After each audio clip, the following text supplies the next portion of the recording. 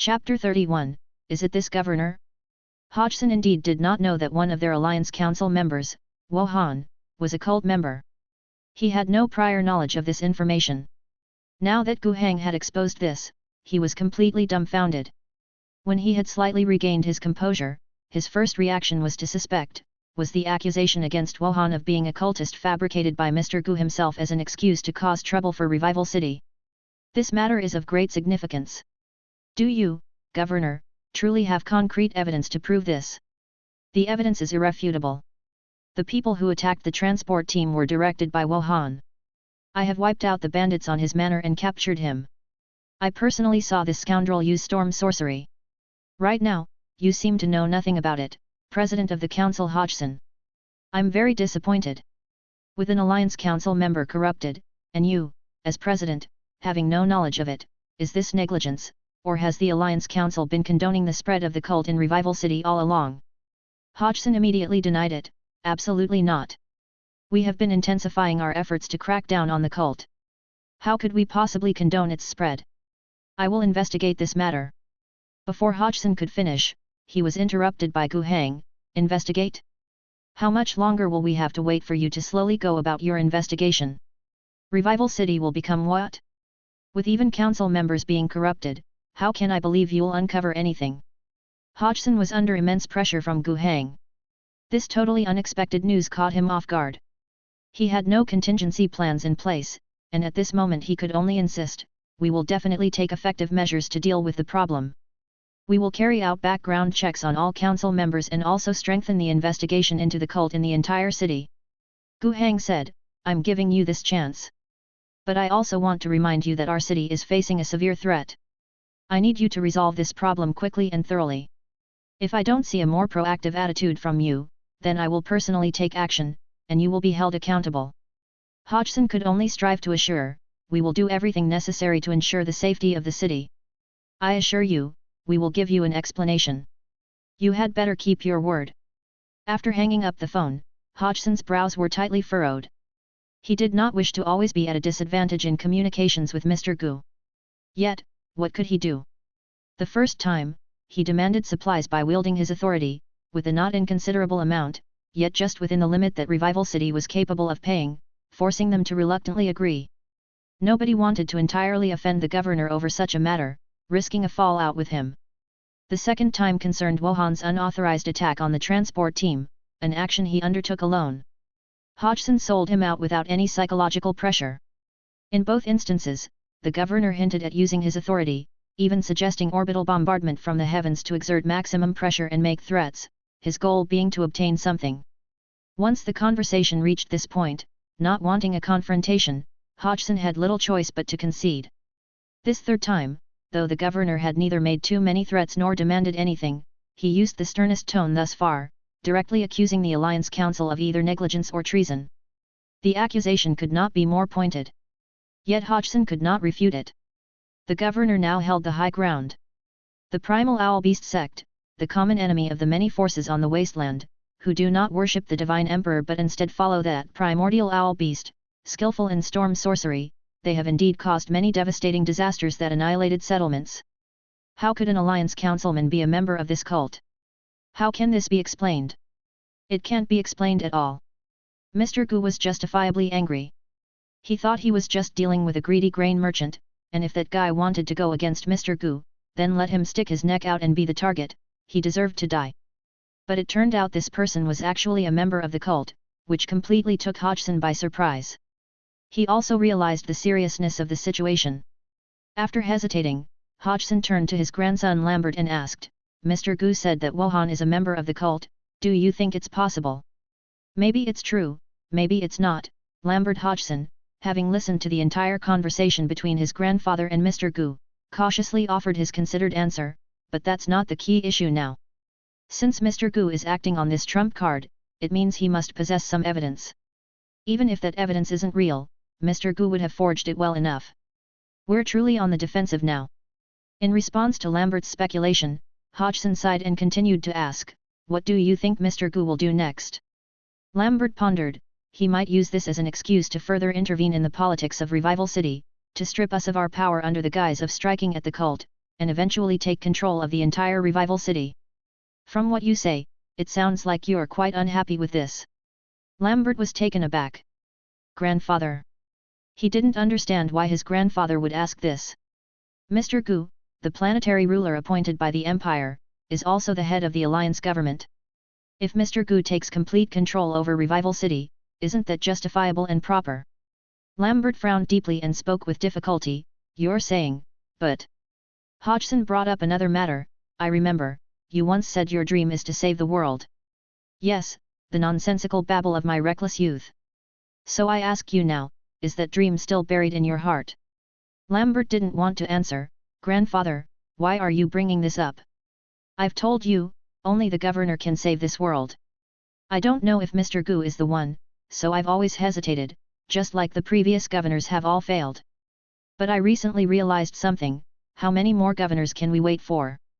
I don't understand, do you mean, you want to?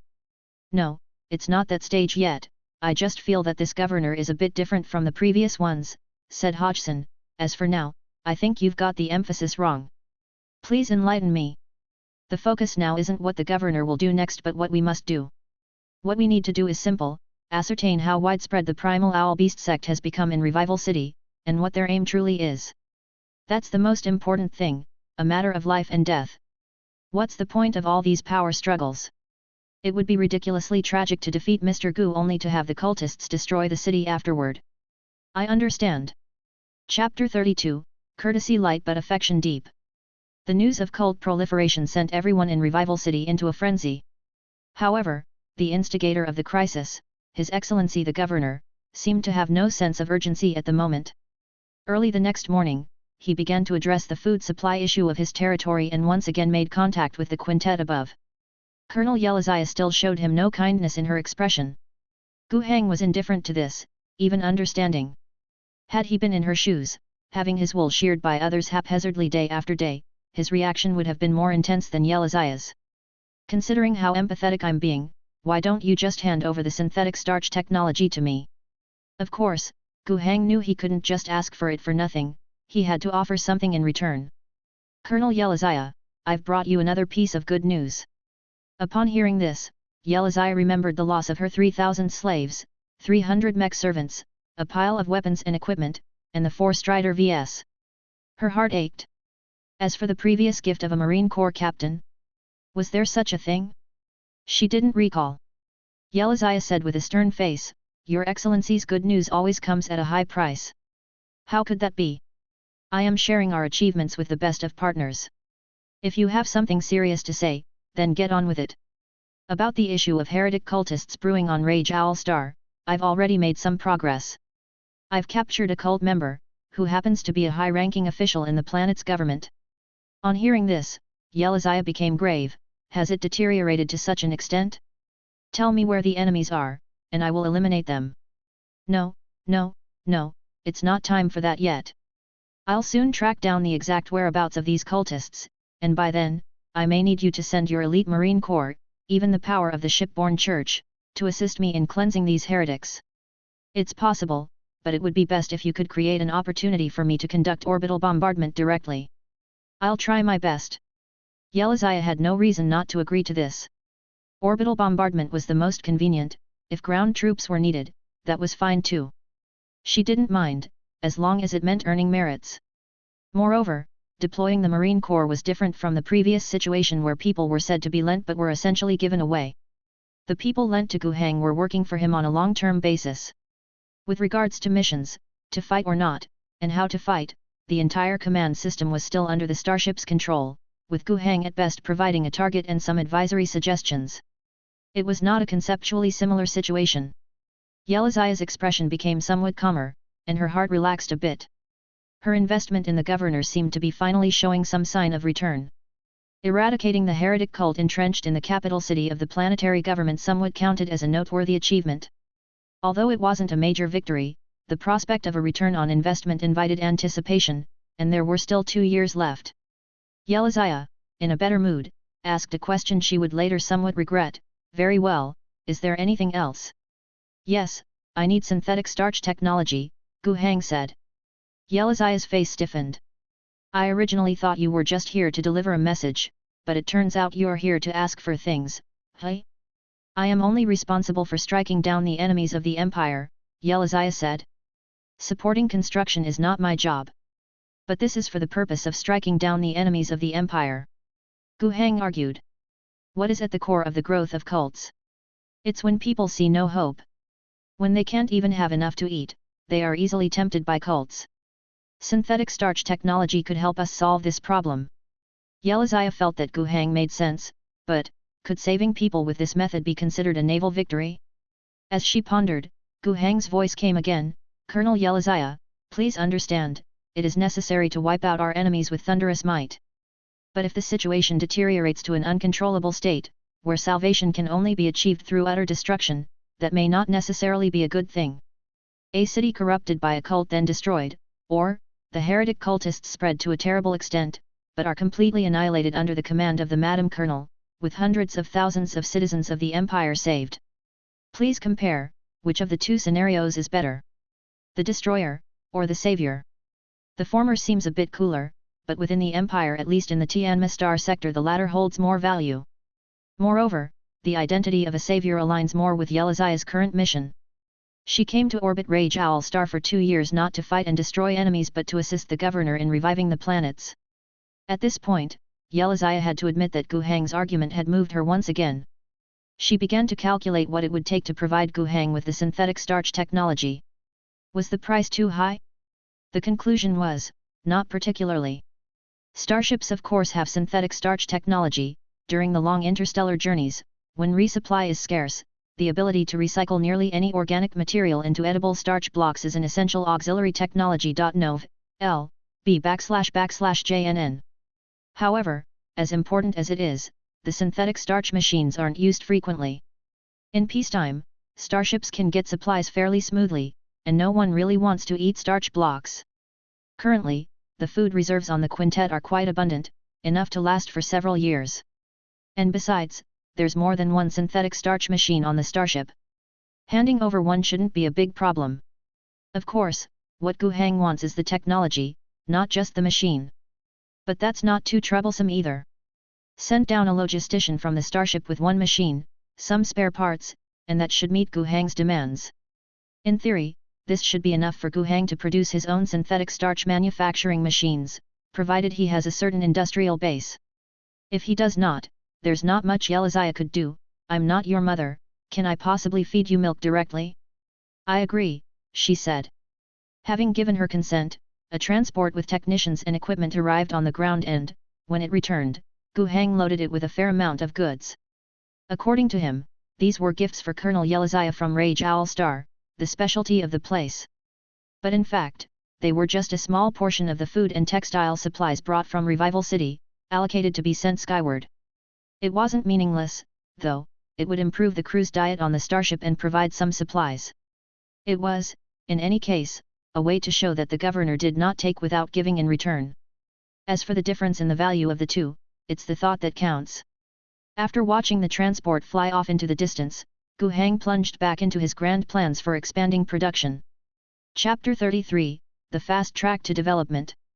In Gu Heng's plan, he intended for the abandoned cave society to serve as the heavy industrial production center of his territories. It was well located, being closer to future raw material and energy sources in Rubbish Town and already possessed some mineral resource output. The production line for alloy steel was there, and once the merchant named Denison Henry brought back the heat-generating limestone power unit, Gu Heng planned to set up a power plant in the abandoned cave society. However, with the heavy industry and energy industry of the abandoned cave society developing, a workforce of merely 800 would certainly not suffice. Gu Heng had been continuously sending workers from the governor's camp, who were originally expanding the camp and building an airport, to the abandoned cave society to meet the labor needs of the alloy factory there. But this labor pool had its limits, and the governor's camp needed people as well. Production required people, expansion of the army required people, and right now, Gu Heng's demand for labor was very high. It was inevitable to absorb population from outside, which was precisely why he had made a special request to Denison Henry to find ways to promote and bring in people. Of course, those refugees recruited from outside Revival City might not necessarily be qualified industrial workers. Let alone the refugees, even the people from the abandoned cave society and the former slaves brought down from the starship were not really qualified. Illiteracy was a significant issue. Illiterates could perhaps toil, but it would be hard for them to grow into skilled technicians. However, this was a solvable problem. Gu Heng had already requested the creation of night school classes in the abandoned cave society, including his own direct camp, starting with literacy work before moving on to some basic skills training, experience summary, and sharing. Inside the abandoned cave society, there were indeed many who were willing to learn and eager to advance. These people did not need much worrying over, as long as they were given the opportunity, they would be keen to strive upwards. But not everyone had such a drive to improve themselves. Now that they could live above ground, security concerns were no longer an issue, they could eat their fill, have clothes to keep warm, and they heard that soon there would be electricity and heating. Such treatment was enough to make them quite content. Freed from the motivation to improve. Gu Heng was certainly not pleased with this. If no one strives to work hard, how am I to expand production and rebuild the world? To address this, Gu Heng introduced a strategy, a work point distribution system. Work resolved into work points, which determined material and welfare allocation. If you wanted to eat well, live well, and dress well, even allowing your closest kin to also lead a good life, then you needed to work diligently. Moreover, several technical job categories were introduced at the worker level. Becoming a skilled technician through assessments meant earning more work points than an ordinary worker. The requirement to become a skilled technician was to study diligently. Also, although attending school did not grant work points, it did provide a free evening meal, which spared one from spending their allocation and saving money in the process. With tangible upward motivation and a real increase in food allocation, night schools launched in the abandoned cave society and governor's camp were widely welcomed. On the other hand, finding teachers was not easy. For now, they could only use a few literate individuals among the servants brought down from the quintet starship to act as teachers. As for so-called professional technical training, it mostly comprised some experience and tips formed by a handful of sharp-minded workers during their labor, which were summarized and disseminated. With an inadequate teaching force, expecting to educate exceptional students was unrealistic. Gu Heng understood this point. Given the circumstances, all he could do was to make the best of the situation. As for the work points mentioned earlier, Gu Heng did initially consider whether to introduce a currency. In the wasteland, the circulation of goods was extremely chaotic. Currency existed, the Alliance had issued the revival currency, and several major forces had also issued their own. However, these currency systems were not only disorganized, but the exchange between them was also cumbersome, and some remote settlements might not even recognize certain currencies. The most popular method of trade on the wasteland still involved the very primitive barter trade. The scale of Gu Heng's power was still too small to issue his own currency without exerting great effort to promote it, and using others' currencies could easily overwhelm the internal system with their volume.nov, l/b/JNN.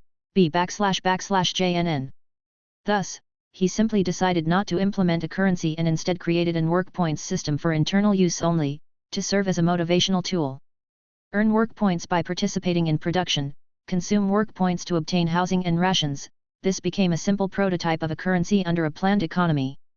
Gu Heng did not plan to stick with a planned economy forever, but it would certainly constitute a major component. Concentrating efforts to accomplish big projects was, in Gu Heng's view, a very successful experience during development stages. If the goal of the abandoned cave society was to develop towards an industrial hub, the role Gu Heng envisioned for the governor's camp was as a transport hub and a center for light industry. Transportation requires no further explanation, with its core task being the connection with the great treasure trove in the sky, the quintet. When Gu Heng chose the location for the camp, he picked a flat terrain with no natural defenses, primarily for this purpose. The textile machinery and related technologies that Gu Heng requested Denison Henry to purchase were part of the light industry that Gu Heng had planned. Apart from textiles, there was also the food industry. The synthetic starch manufacturing machines brought down from the quintet had already begun operating under the guidance of technicians who came down with the ship. Additionally, a new synthetic starch production line was being constructed, mainly relying on various parts that had also been brought down from the starship. The alloy factory at the abandoned cave society had also received orders to manufacture qualified components as per the technicians' requirements. For parts with high demands on processes and materials, Gu Heng would produce them using black boxes of finished alloy plastic steel. Of course, there were still some core components that the current industrial capabilities under his power couldn't produce. The technician who had come down from the starship was, at the governor's request, trying to figure out a way to master this technology. There was a good chance of success. The industrial base at the governor's camp started from scratch but had developed quickly, mainly thanks to some incredibly powerful materials and technology. Even if the alloy plastic steel produced by the abandoned cave society was not satisfactory, the premium alloy plastic steel produced directly from the finished black boxes was of outstanding quality. However, the scale of the synthetic starch production line could not be further expanded until the technology had been mastered. Even so, the current production capacity was more than enough. As long as there were sufficient raw materials and the production line was running at full capacity, there would be more than enough food to ensure that everyone under Gu Hang's command was well fed. In fact, there was significant excess capacity to stockpile food, or even sell it for export. All these various plans of Gu Hang were waiting for Dennis and Henry to bring back the first batch of goods and people before they could truly get underway. The merchant from Rubbish Town did not keep him waiting too long and soon returned. The inflow of people and resources was devoured by the power under Gu Hang's command. With the two major industrial centers, along with the Manton River Valley Manor already gradually restoring agricultural production, the overall productive power of the governor's power began to embark on a rapidly developing fast track. Chapter 34, A Ray of Light. Ozania surveyed her surroundings, her vision filled with a vast construction site. The land of the esteemed planetary governor, proclaimed by that kind-hearted person as the land of salvation, seemed quite different from what she had imagined. After the end of last winter, a massive surge of mutated monsters erupted in Ozania's homeland, an area called the Southern Provinces by the people of Revival City. It was a huge disaster that completely destroyed many settlements. Barely surviving the wave of mutant creatures did not mean the end of the disaster. Unable to sow seeds in spring, having endured another winter, and due to fighting against the alien creatures, various factors caused a significant loss of food reserves. Hunger and shortages of supplies plagued the southern provinces. What do people do when they can't survive? They become monsters. Ozania and her younger brother originally lived a comfortable life. The soil in the southern provinces was more fertile and suffered less from the low-energy storms, so many of the local settlements could live off agriculture. In fact, the southern provinces were an important food-producing area, with hundreds of thousands from both the inner and outer parts of Revival City relying mainly on grain imports from the south. Ozania's father was the owner of a plantation. Before everything collapsed, their plantation had a population of tens of thousands. During productive times, they not only fed everyone but also had ample surplus to sell in exchange for industrial goods. Understandably, Ozania's standard of living was akin to that of a little princess, far exceeding that of the vast majority on this wasteland. But all of that fell apart at the turn of spring and summer. Outside, a great number of raiders besieged the plantation, then, a riot broke out within its bounds.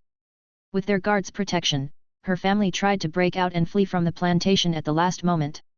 Many who didn't take part in the riot attempted to escape alongside them.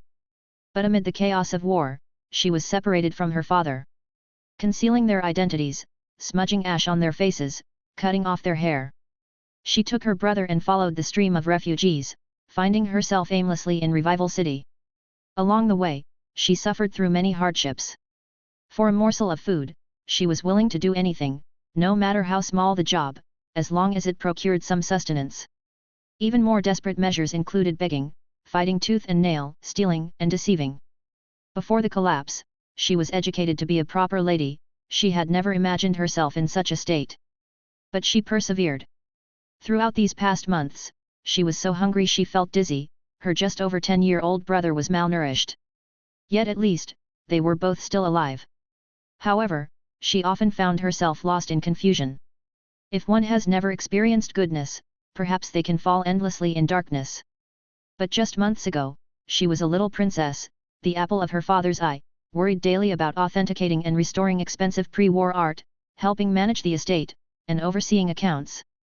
Now, she hesitated over what to eat the next day. More critically, there was no end in sight to such a life, no hope, no glimmer of light. She felt she could hardly hold on any longer.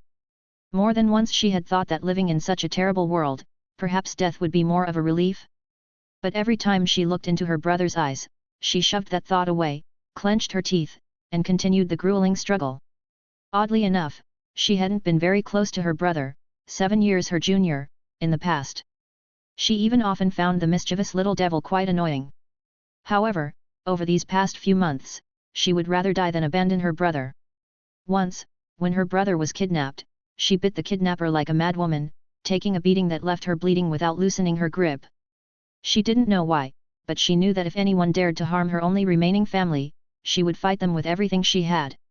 But she deeply understood they were on the brink of not being able to survive any longer. The great chaos in the southern provinces had a huge impact. The shortage of food imports caused food prices in Revival City to keep rising. Her part-time jobs were becoming increasingly insufficient to feed herself and her younger brother. Recently, an even worse piece of news had spread: the largest grain merchant in Revival City had disappeared. Shortly thereafter, the city's food prices became even more volatile. It was at this time that a traveling merchant opened a free porridge shop outside Revival City, in the slums. Anyone could receive a warm serving of porridge in the shop, provided they listened to the entire declaration made by Mr. Gu Hang, the planetary governor, on his first day on the wasteland. She had fought someone to secure a spot for her and her brother there. The so-called governor's declaration was a long one, and she was thinking about skipping some parts to get to the meal quicker. She couldn't remember much about what the governor's declaration actually said. Only one phrase remained clear in her mind: the governor would ensure that everyone who submitted to him would have a good life. The next day, the porridge shop was still open, and she came back. But this time, she was told that those who had eaten once were not allowed a second serving, unless they were willing to follow the caravan to the governor's camp and become subjects of the governor. She didn't hesitate and pressed her handprint on the paper. After waiting for a few days, she headed to the camp with her brother when the caravan set off. Although driven by desperation to follow the caravan to the governor's camp, wasn't there also a desire to change their circumstances and seek some light and hope? She thought she would see a city that was quite well developed, but instead, she saw vast areas of dust. There were many rudimentary cement buildings already erected, but even more were under construction. However, looking at the large-scale construction across the camp, there should at least not be a lack of work opportunities. But could her small frame handle construction work? Ozania, who was full of confusion and uncertainty about the future, held her brother's hand and went to the registration area as arranged by the caravan. When it was her turn, the registrar asked for some basic information. Name, age, skills, desired occupation. She answered truthfully according to her actual situation. Hey! The person registering her suddenly exclaimed, "You're literate." Yes. That's great. The registrar was overjoyed. Head over to that table and fill out another form. Congratulations, you will receive a good treatment. Ozania went over bewildered. There were hardly any people at that table. After she filled out a form, she was assigned 2 tasks.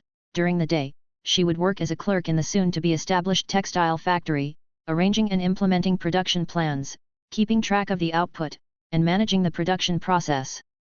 The second task was to teach literacy classes at the evening school. The work content reassured her quite a bit. This was something she was truly adept at. Back at the estate, she would assist her father with some management tasks. While then it was agricultural production management, now she would be a clerk at a textile factory, that was still closer to her skill set than manual labor. Especially when she heard about the treatment, she became even more excited. According to the work point system, she could earn more than enough supplies every day to support herself and her brother, with some to spare. Although everything was incomparable to her days as a little princess in the past, this was the only ray of light she had seen during her months of hardship. Chapter 35, Henry Henry. Denison Henry discovered that every time he visited the governor's camp, he would see something new and surprising. This time, having completed a business deal and coming to meet the governor again, he was accompanying Gu Hang, inspecting the newly established synthetic starch production line. He saw workers mixing the decomposed corpses of exotic monsters, scrap wood materials discarded after construction, and leaves and branches collected from the nearby woods, and feeding them into a machine. The other end of the machine output rectangular blocks of starch after crushing, decomposing, and restructuring the materials. Each block weighed a standard 50 grams, and a few pieces could keep an adult from starving to death. Even though the raw materials used in production seemed somewhat strange, Henry still realized the enormous value of this technology. Toxic monster carcasses, wooden waste, weeds with very low nutritional value, old clothes, torn fabrics, these things of little worth could be transformed into precious food in the wasteland after processing by this machine. So what if the ingredients were disgusting? When people were starving to death, who cared about that? This was bona fide food, carbohydrates, high in calories. Wasn't this much better than foraging for wild vegetables, grass, bugs, and mixing them with a bit of grain to cook up a bowl of watery porridge? Henry pinched his nose and personally tried eating a block. The taste, it could be said, was virtually tasteless, like eating plaster, at most with a hint of sweetness from partially saliva-digested starch, and a bit of saltiness. But again, these issues were not problems in the wasteland. Not to mention the life-threatening environment of the wasteland, even in the Imperial Star Realm Army and the Imperial Navy, when supplies were not so smooth, a significant proportion of food rations were met through corpse starch. So who was nobler than whom? It was a terrifying technology. Henry was so amazed that his eyes bulged as he said, "Incredible, I." Before he could finish his sentence, Gu Hang raised his hand to interrupt him. "No talking, I just brought you to have a look." Henry's face turned slightly red with embarrassment.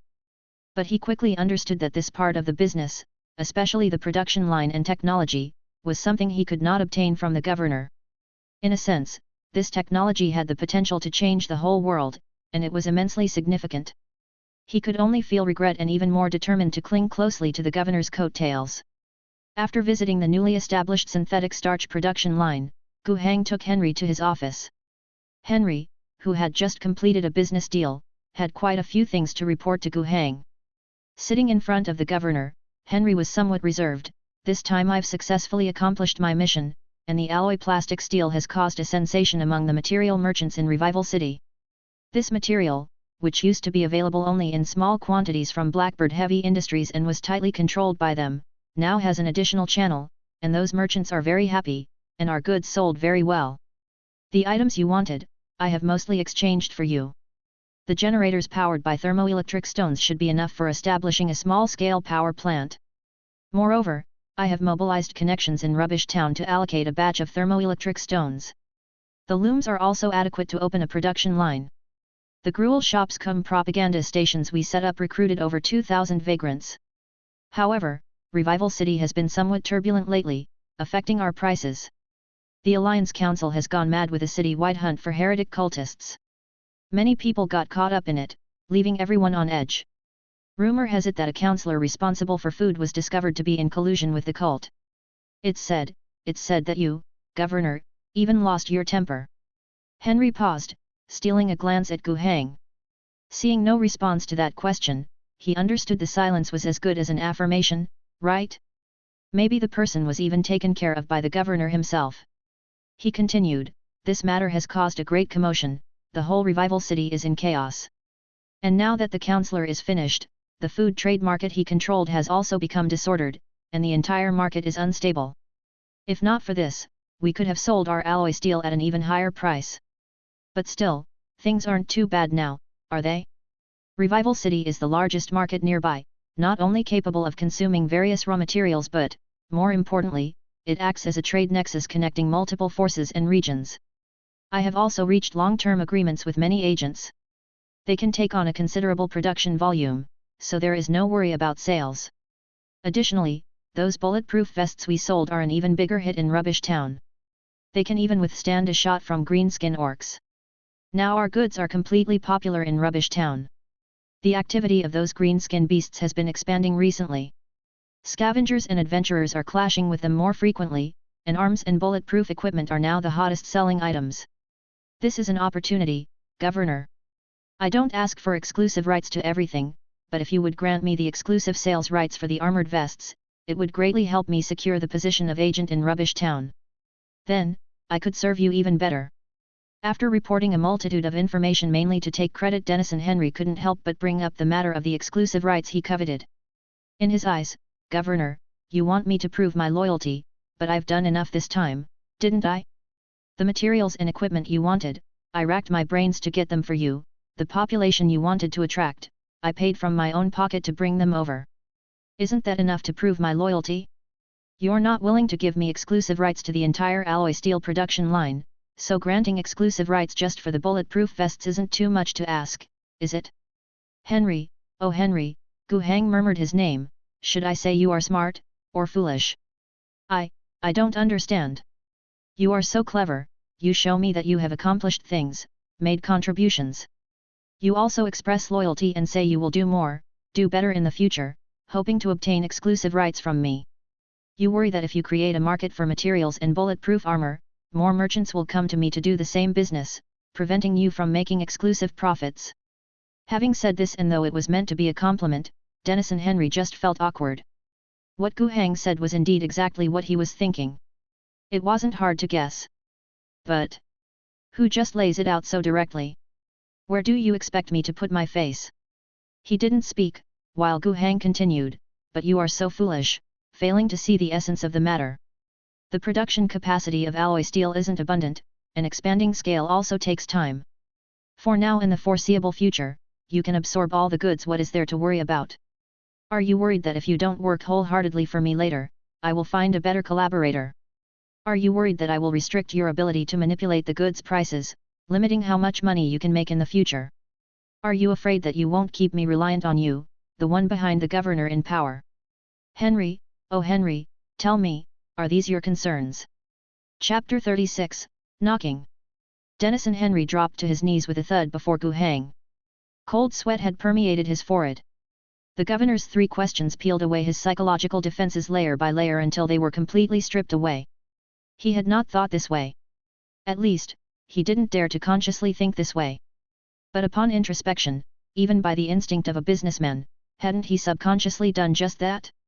He was a merchant, and he was in the business to make money. The governor, however, was not a merchant and always wanted him to do this and that.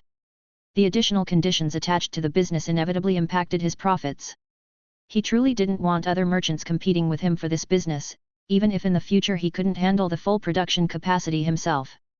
As for going one step further, he indeed hadn't thought about it, but if he were the only one with exclusive authorization, and if in the future he managed to secure the agent qualification of Rubbish Town, powerful and influential under his command, and continued to grow stronger through exclusive rights, the governor, looking to expand trade routes and further development, would gradually become more reliant on him. He would become a key official for the governor, his every word and deed would have a significant impact on the governor's strategies, his voice becoming increasingly influential. These unthinkable yet inevitably contemplated scenarios were crushed to smithereens by the governor's interrogation at this moment. He kowtowed deeply, "Governor, I absolutely did not dare." Maintaining his kowtowing posture, he couldn't see Gu Hang's expression, only hearing the governor's indifferent tone after a moment. "Really? You're so clever, thinking about such deep matters, yet you can't even imagine this." "I didn't dare to think." Henry no longer dared to play any tricks today. He had truly been dealt a clear lesson. "You're right, Governor, I am indeed a fool, unable to see the true nature of things. I should have realized that as long as I work diligently for you, I don't need to worry about those elusive matters. Thanks to your guidance, I've completely understood. Please give me another chance." After speaking, he lifted his head, looked at the governor sincerely, and then once again kowtowed deeply and heavily. Seeing Denison Henry's submissive demeanor, Gu Hang finally let a slight smile cross his lips, and his tone softened. "Since you can be a bit smarter and think deeper, that's good. Get up now, no need to kneel anymore, I'll take you to see a new batch of goods. Didn't you say that weapons and equipment are the best commodities in Rubbish Town? I think the standard weaponry widely equipped by the Imperial Star Realm Army would be very attractive to those adventurers." Denison Henry suddenly lifted his head, his eyes brimming with surprise. After being slapped across the face, this date stuffed into his mouth was unexpectedly sweet. The standard equipment of the Imperial Star Realm Army. If he could get a batch to Rubbish Town, wouldn't they sell like crazy? From the start, Gu Hang hadn't intended to chastise Denison Henry. Objectively speaking, the job the guy had done this time was not bad.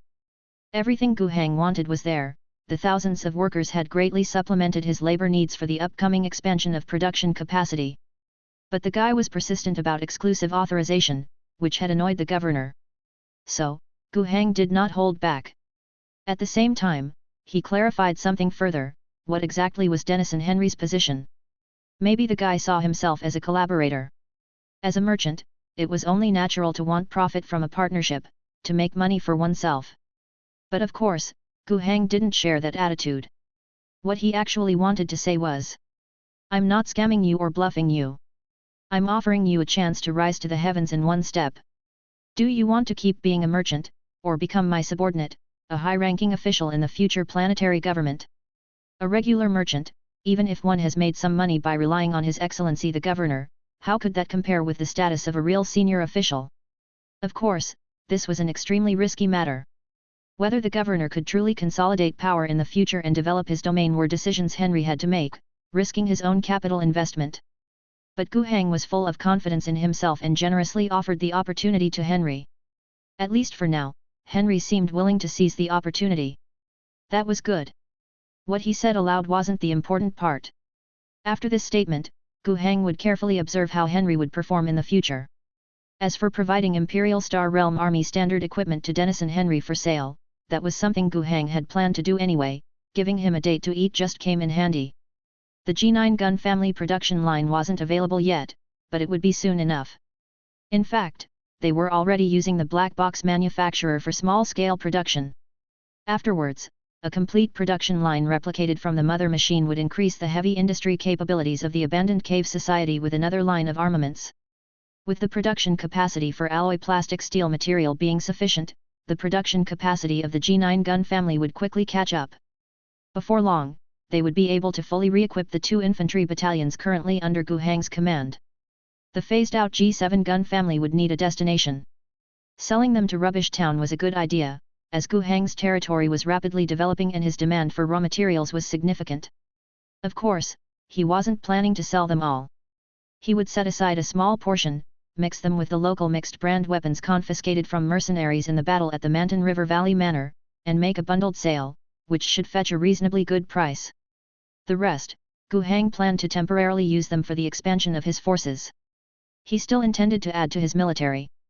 Currently, a portion of the newly recruited refugees, after simple registration and organization, would be assigned to the abandoned cave society. Some would join the alloy plastic steel industry line, while others would participate in the construction of the hot ash stone power plant. Although Gu Heng still had enough energy crystal blocks, using these valuable high-energy batteries for industrial production was too extravagant. If there were cheap power plant construction capabilities, then saving the energy crystal blocks would be better. Apart from dispatching people to the abandoned cave society to fill the manpower gaps in heavy industry, the rest would set up a textile factory here at the governor's camp.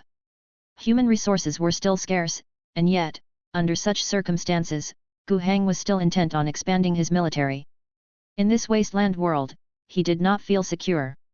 Frankly, everything he was doing was still like dancing on a tightrope. The quintet above was mighty indeed, but it didn't belong to him.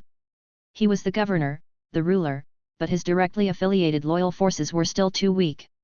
If powers nearby, like Rubbish Town or Revival City, were driven to desperation by him one day and launched an all-out strike, aside from having the quintet strike back in revenge and obliterate a force from the planet's surface, Gu Heng would have no choice but to await death. And that's not even considering those low-probability events that were not yet in sight, just the present situation alone posed a threat to his sense of security. The threat of the mutant aliens. Chapter 37, Hatching Nest. Gu Heng couldn't help but accelerate the expansion of military forces due to an imminent matter, not to mention his personal anxiety over the weakness of his own direct lineage and his paranoia about being persecuted. Previously, there had been an attack by pustule monsters within the governor's camp. Subsequently, Yan Fangxiu led an investigation into the source of the monster attacks and discovered they were coming from a forest to the west. Afterward, while Yan Fangxiu took his soldiers for training, they used it as both a training exercise and an opportunity to exterminate these monsters. They had no idea until they went there and were shocked by what they found. They encountered many monsters in that forest, not just pustule monsters. And they even discovered numerous monster breeding nests. Gu Heng himself went to check it out. The infested forest where the corrupted nests were densely packed had trees with bark already riddled with holes corroded by the secretions of alien creatures, emitting a strong stench of decay. The breeding nest he saw was hidden in a damp and dark area of the forest, its entrance concealed by dense vines and thorns. Upon burning away those vines and thorns, one could enter the nest. Parasitized trees surrounded the nest, creating a breeding ground that was dark and damp inside, filled with a strong alien odor lingering in the air. In the corners of the nest, numerous alien creature eggs clung to the moist ground, with embryos of mutant monsters wriggling inside their semi-transparent shells. The eggs were covered in a thick layer of mucus, from which droplets occasionally fell, turning into pools of foul-smelling green pus. Cracks in the eggshells emitted eerie glimmers of light, casting sinister shadows on the walls of the nest. At that time, Gu Hang ordered the destruction of the nest, burning it with fire and blowing it up from the inside. However, that was just one small nesting site, and there was no telling how many more might be in the forest. According to their subsequent assessment, if left unaddressed, a wave of mutant monsters would sweep towards Gu Hang's camp, including the abandoned cave society, in a few months. By then, the cost to quell this wave would be unpredictable. Fortunately, the situation was discovered relatively early, and there was still time. Gu Hang needed to expand his army to ensure the safety of the camp. According to his plan, once the troops were reorganized, apart from the necessary guard forces, the other units would take turns clearing the monster nests in that forest. The main goal, of course, was to nip the problem in the bud as much as possible. Besides that, there was also the immediate benefit to be gained, which Gu Hang valued highly. That benefit was the earned rewards points. When Yan Fangxiu led his troops to destroy the first alien breeding nest, Gu Hang's interface showed the battle settlement. No losses, 2 earned rewards points gained. Afterward, he learned that there was a significant number of breeding nests within that forest. His eyes lit up at the news. You can call it a threat, and you would be correct. But in Gu Hang's eyes, it was also like a huge gold mine.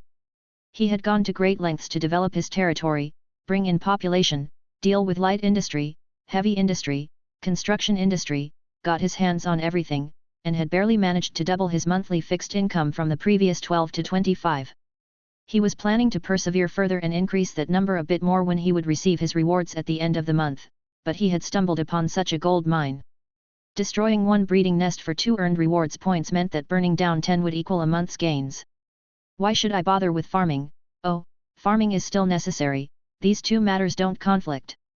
However, precisely because there was something to gain, he paid it a bit more attention.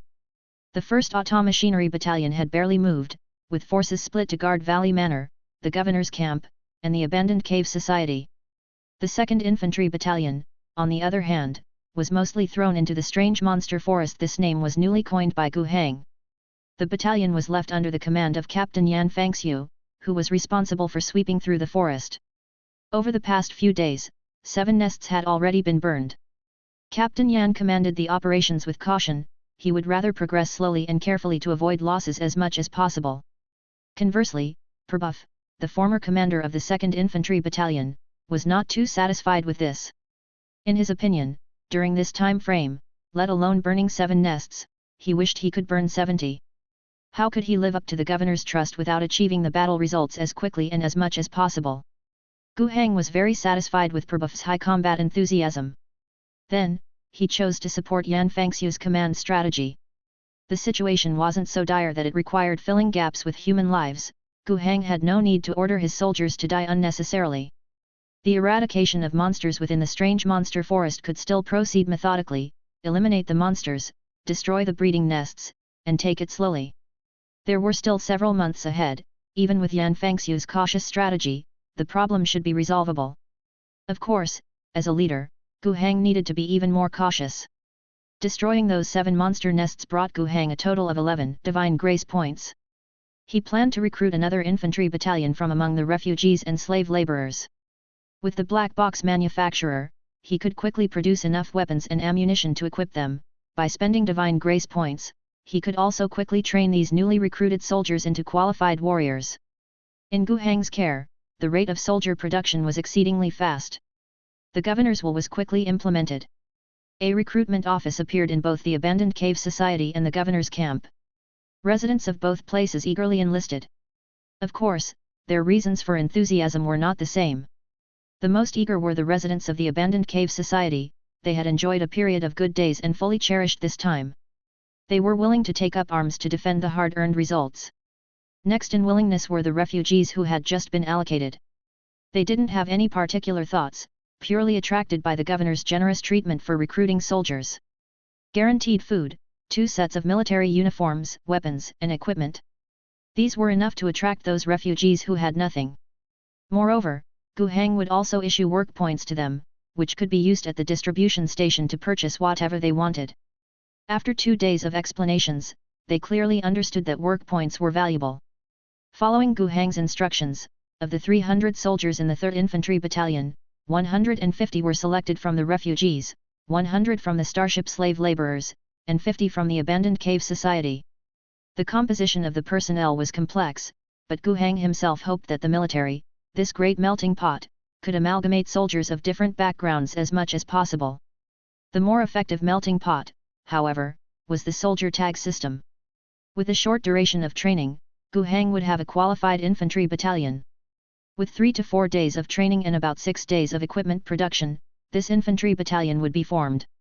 While busy preparing the troops and planning a strike in the alien woodland, Gu Heng also didn't forget another matter. How is the investigation of the cult situation in Revival City progressing? Chapter 38, Attack Warning. The cult crisis sparked by Senator Wohan reverberated throughout Revival City. Through the accounts of those refugees and the words of Dennison Henry, Gu Heng had learned that the authorities of Revival City were already in complete disarray. He was quite satisfied with this situation. The turmoil created an opportunity to set the stage for his future intervention in the political landscape of Revival City. So, even though he knew that the Alliance Council was in a state of panic, Gu Heng had no intention of backing down. On the contrary, he was planning to fan the flames even higher. He connected with Hodgson. "Hodgson, why haven't you taken the initiative to contact me during this period? Where is the explanation?" I demanded. Hodgson's voice was filled with fatigue. "Your Excellency, we have taken a series of actions and initially achieved some results. I had planned to report to you after gathering more information. However, since you need an answer now, I can report our current findings." "I'm listening." Hodgson began his report. Clearly, he was prepared for the possibility that Gu Heng might seek him out earlier than expected. His speech flowed smoothly, detailing the actions taken by the Alliance government in Revival City during this time. Gu Heng listened patiently until Hodgson finished. Hodgson was a bit surprised. He had been ready to be interrupted at any moment during his account, but the governor had not done so. However, he did not feel relieved. This might signify that the governor harbored even greater fury in his heart. As Hodgson's anxiety began to mount, Gu Heng's voice rose slowly. "Oh, is that all? What remarkable achievements indeed. Several cult-affiliated suspects have been arrested, some cult materials have been uncovered. But what then? There is no clarity on the extent of the cult's infiltration in Revival City, nor any understanding of the detestable heretics' plans. Those cult materials, even someone like me who has been on Rage Owl Star for less than 2 months is already vaguely aware of. The few small fries caught haven't disclosed any useful information. I can't even be sure if these individuals are scapegoats put forward by someone else. Don't you think that the Alliance government should put forth more effort for the safety and security of Revival City?" As expected, the inevitable had still come. Faced with the governor's questioning, Hodgson slowly began, "You are right, the Alliance government does indeed need to exert more effort. Our following sweeps will intensify. However, as for results, we do have one piece of intelligence that hasn't been confirmed. Oh. We have reason to believe you may be the target of a cult attack. It seems they're aware that Wohan was dealt with by you, and they may even know that the current crackdown in Revival City, which targets them, was personally ordered by you. They might be planning a retaliatory strike against you." Gu Heng's expression had turned utterly cold. "Unconfirmed intelligence mentions they want to attack me. How exactly is this intelligence unconfirmed?" "In an intercepted communication, your camp's location was mentioned, as well as an approximate number of armed forces you might have. Although the intelligence doesn't specify what will be done, our analysts believe your current situation is somewhat dangerous. I strongly advise you to return to Revival City as soon as possible, where the Alliance's military can pledge their undying allegiance in ensuring your safety." After Hodgson finished speaking, Gu Heng fell silent. This was truly a formidable warning. In an instant, Gu Heng considered many things. He finally spoke slowly, "Speaker Hodgson, you've truly given me a major surprise." Hodgson sighed. The tone of Gu Heng's voice let him know that his earlier concerns were justified. This matter, not easy to discuss, could easily be misunderstood, and he had no way to clarify. He said, "I maintain my suggestion, Your Excellency, please return to Revival City as soon as possible, where your safety can be assured. I will take care of security. As for the cult, I hope that the next time I communicate with you, you'll have more to show for it." As for Hodgson's proposal to have him return to Revival City, he couldn't even be bothered to reply with half a word. After hanging up the communication, Gu Heng did not look pleased. A warning of an attack targeted at him. This matter had too many and too deep implications behind it. Was it true, or was it false?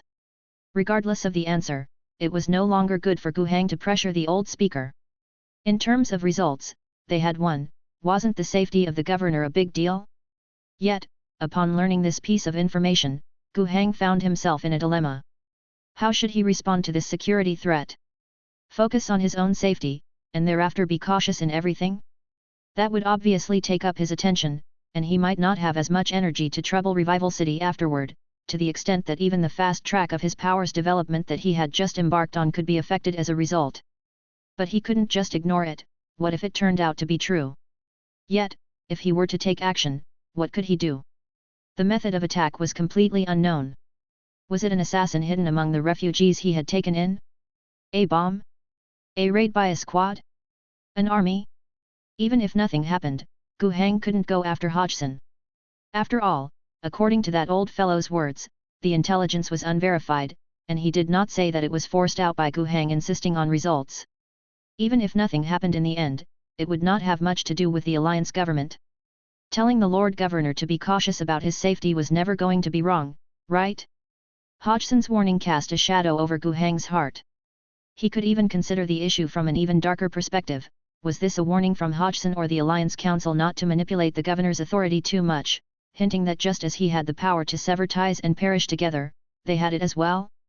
Even if the information was fake, the authorities in Revival City had the means to turn it into reality. Considering this possibility, Gu Heng's expression grew even grimmer.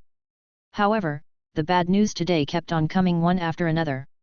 Only a short while after ending the call with Hodgson, his aide Zhang Chao rushed in, looking somewhat panicked. Lord Governor, we've received a distress signal from Captain Yan Fangxiu. They're trapped in the monster forest, under siege by a large number of beasts. Gu Heng did not respond immediately. After a while, Zhang Chao swallowed hard, finding it difficult to speak again. Governor. It wasn't until then that Gu Heng let out a long sigh. I'm aware. Gather our troops, prepare to rescue Yan Fangxiu. Yes. Watching Zhang Chao rushing off again, Gu Heng sighed once more. This warning, it's been realized quite timely. Chapter 39, The Fire Holder. In fact, up to now, Gu Heng still couldn't be sure whether Yan Fangxiu's entrapment was part of Hodgson's warning. If it was, then the capabilities of the primordial Wrath Owl sect were rather significant. Not only did they wield the storm sorcery bestowed by the evil god they worshipped, but they could even control those mutant monsters to some extent. But to say it wasn't would be too much of a coincidence. He had also wondered, could this possibly be a case of luring the tiger away from the mountain? Surrounding Yan Fangxiu, drawing away the main forces from the camp to rescue him, and then attacking the camp? But soon, Gu Heng discarded the idea. Not very likely. If his enemies were simply those mutant monsters, it seemed those creatures didn't have the intellect for it. If his enemies were the cult, or even worse, certain individuals within the alliance government, then destroying Gu Heng's camp wouldn't be of much value to them. After all, whether Gu Heng was causing trouble for the cult members or the alliance government, his main reliance was always his power as the governor. As long as he was alive, what did it matter if his camp was destroyed? Those people's troubles would not lessen one bit. Of course, it wasn't entirely impossible. If the rescue troops sent by Gu Heng weren't led by him personally, then the enemies might take the opportunity to kill him by attacking the camp. And if he personally led the rescue team, he would have to be prepared to face an ambush. No matter how one looked at it, the situation was complicated. But Gu Heng was not one to dwell on issues.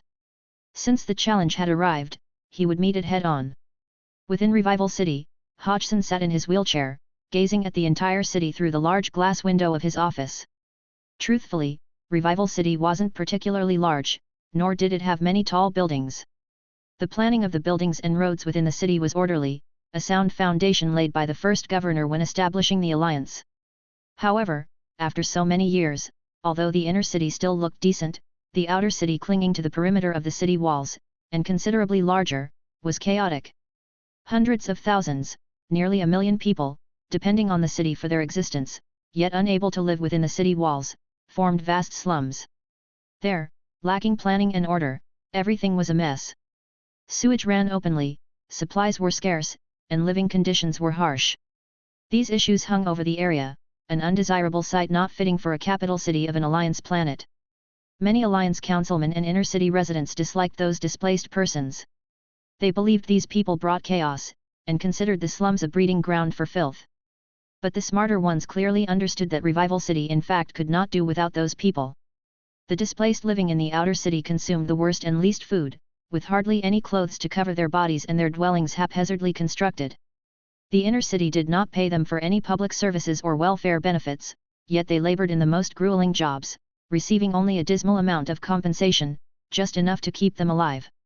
Without them, how could the inner city residents live comfortably? How could those councilmen earn wealth far exceeding their contributions? Therefore, these smart individuals occasionally displayed their compassion generously. They offered more work, distributing charity to the displaced, as if they were truly saving them. But they had no intention whatsoever of seeking welfare for those who barely counted as residents.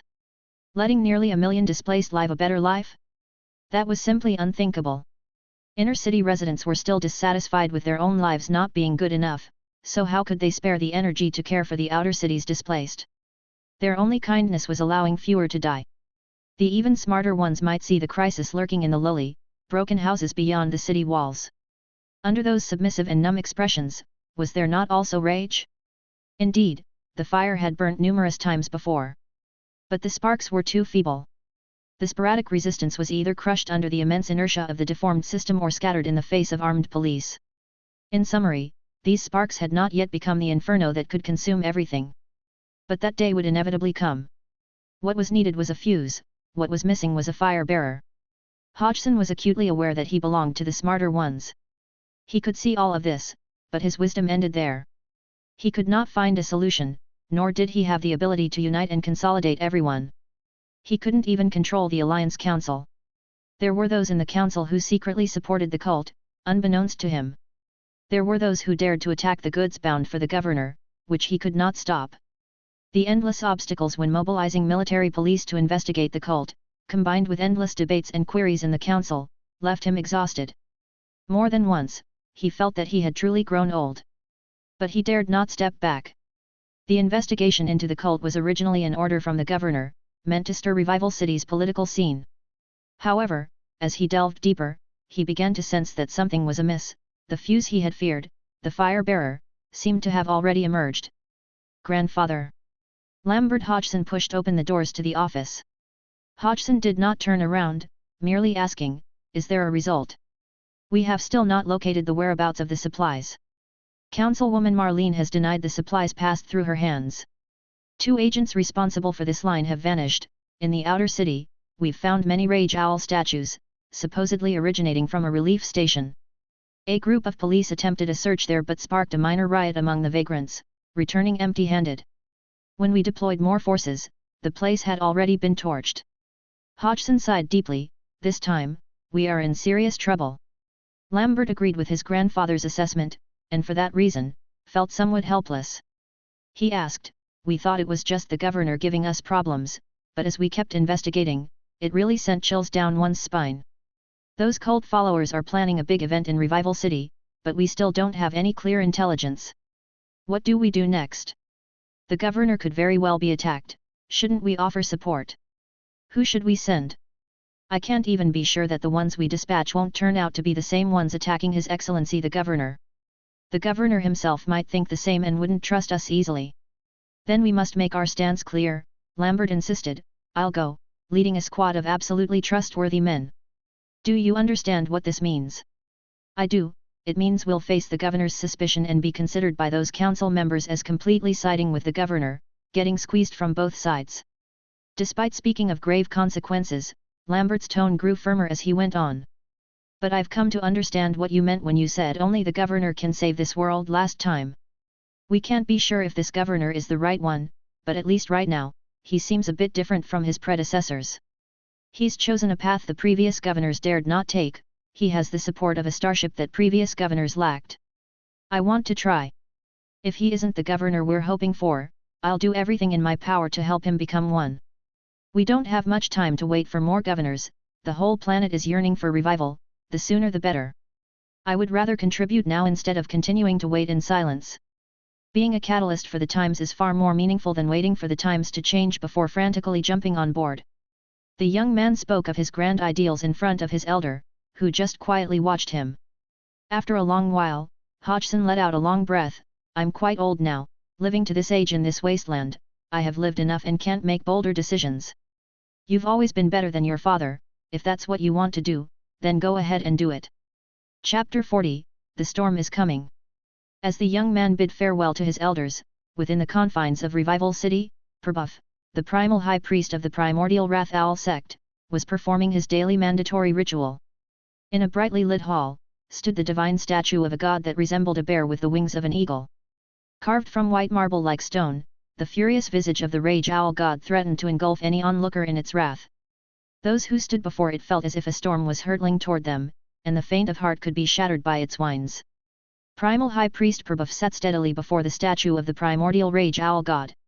He was receiving the baptism of the storm, while also hearkening to the fury of the divine spirit. At that moment, a cleric wearing a grey hood silently appeared behind the high priest. Keeping his distance, he did not feel the wind, but he knew well the consequences of standing before the stormy effigy. And the high priest had been standing there for a long time. The cleric's eyes were filled with fear and devoutness as he reported in a low voice, "High priest, our actions within Revival City have encountered some resistance. The governor who is not in the city has put too much pressure on the alliance government. They have increased their scrutiny of us substantially. Many supplies can no longer be transported openly using official channels, and our proselytizing among the outer city's vagrant population has been forced underground."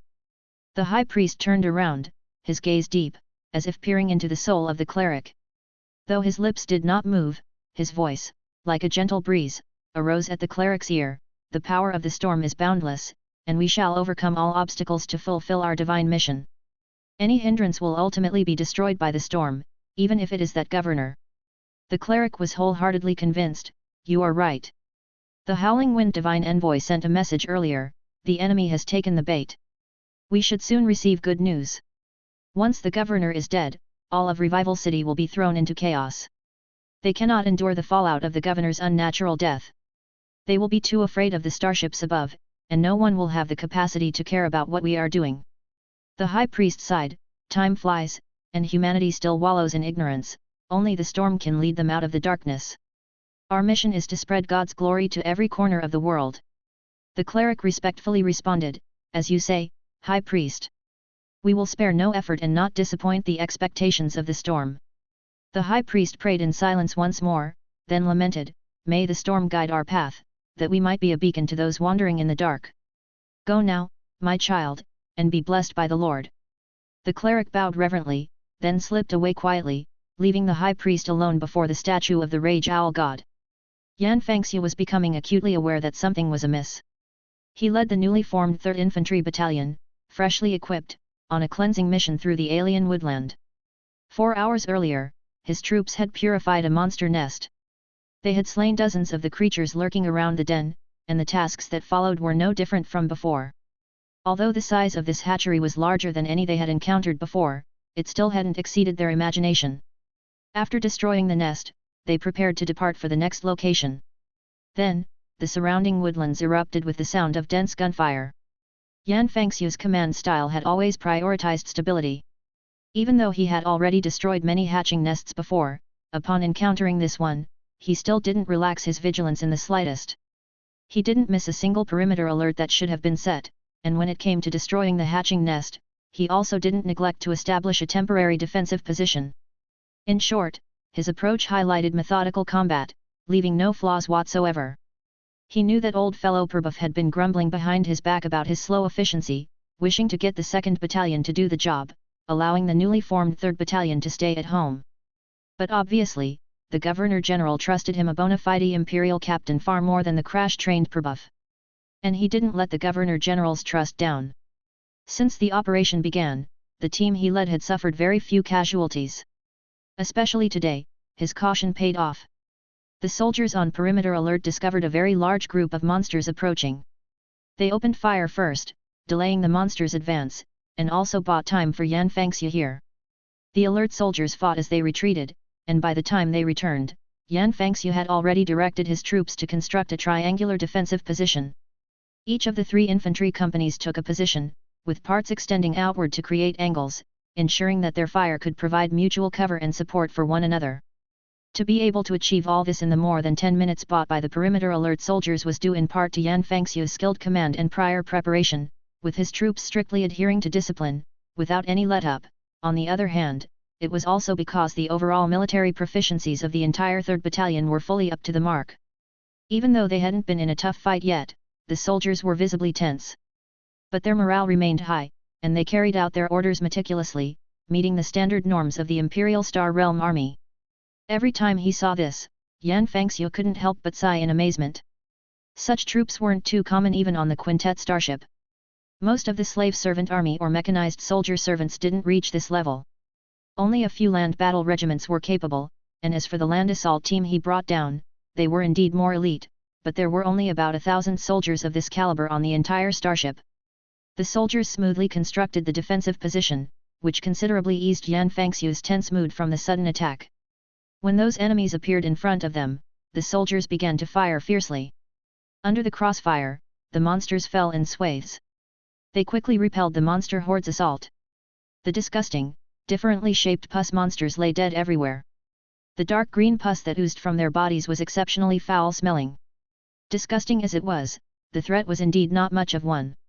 Enemies that can only rely on biting, short-range pus spray corrosion, and can die from being shot, stood no chance under the barrage of firepower. But before they could relax a little longer, the enemy's second wave of attacks arrived. It was still a large number of pus spewers, human-shaped, beast-shaped, and indescribable things covered in swellings, rushing out from the woods, screaming towards the position. And among this second wave of attack, there were some that possessed long-range attack capabilities. Pus spewers.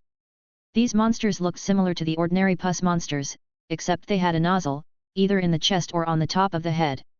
They would stop at a distance of around 50 meters, accumulate for a brief moment, and then spray out a large volume of yellow-green pus from the nozzle. These monsters capable of spraying highly corrosive pus posed a significant threat to the position. Chapter 41, Encircle the point to reinforce? The appearance of the pus spewer posed a rather tricky problem for Yan Fangxiu. The pus that spewed from these monsters would land on the defensive position and create a pool of pus, corroding the ground with a hissing noise. No one could stand on that ground anymore. If one was unlucky enough to get sprayed, the spattered pus that hit individual armor was okay, since it wouldn't eat through. However, if it landed on an arm or leg, it would quickly penetrate the clothing and cause extensive corrosive burns, rapidly incapacitating the soldier. The unluckiest were those who got a full body spray and died screaming. What kind of biochemical artillery was this? If they let these monsters spray at will, chances were they might be wiped out altogether. Fortunately, there were not many pus spewers to begin with, and secondly, their spraying distance was very short at only 50 meters, not nearly as far-reaching as real artillery. Within a 50-meter range, even if there were lots of other pus monsters covering them, they were still easily hit. After witnessing the threat brought by the pus spewers, the soldiers would prioritize their fire on these monsters. The 3rd Battalion, though a newly formed unit, was the first to be equipped with G9 gun family weapons produced by the camp. The firearms, powerful and stable, were the soldiers' best companions. Especially the G9 machine gun version, with greater power, faster rate of fire, larger magazine capacity, and more sustained firepower. Against these monsters, they were like lawnmowers. Bullets were poured out like water, and the monsters standing in front of the pus spewers were mowed down in swathes, their bodies even shot to pieces. Then the bullets would shred the pus spewers as well. At a certain cost, they repelled the monster attack once more. The surroundings of the forest became eerily quiet. After 2 rounds of assaults, the monsters had left behind at least 1,000 corpses. Before this, Yan Fangxiu had never discovered such a large-scale congregation of monsters in this dense forest. The event was unusual in itself, but what happened next gave him a strong sense of a sinister plot. It seemed that the monsters also realized that maintaining their previous fierce offensive was pointless and merely led to needless casualties. They stopped their large-scale attacks, but didn't leave altogether. The soldiers, including Yan Fangxiu, could see shadows moving about deep within the forest from their current position. The monsters hadn't departed, instead, they were hiding behind the trees in the forest, and even from a distance, one could feel their malicious intent. The soldiers, Yan Fangxiu among them, tried firing into the depths of the dense forest. The effect was poor. The area they occupied was originally a monster's hatching nest. To clear the nest, they cut down and burned many trees that were parasitized by the hatching eggs, resulting in a small clearing. When the monsters attacked, they had to approach within 100 meters of the soldiers' defensive positions, a distance with no cover. However, beyond 100 meters out in the forest, the power of the bullets diminished significantly. These soldiers, indeed, had become qualified warriors after brief training. But even qualified warriors aren't always sharpshooters.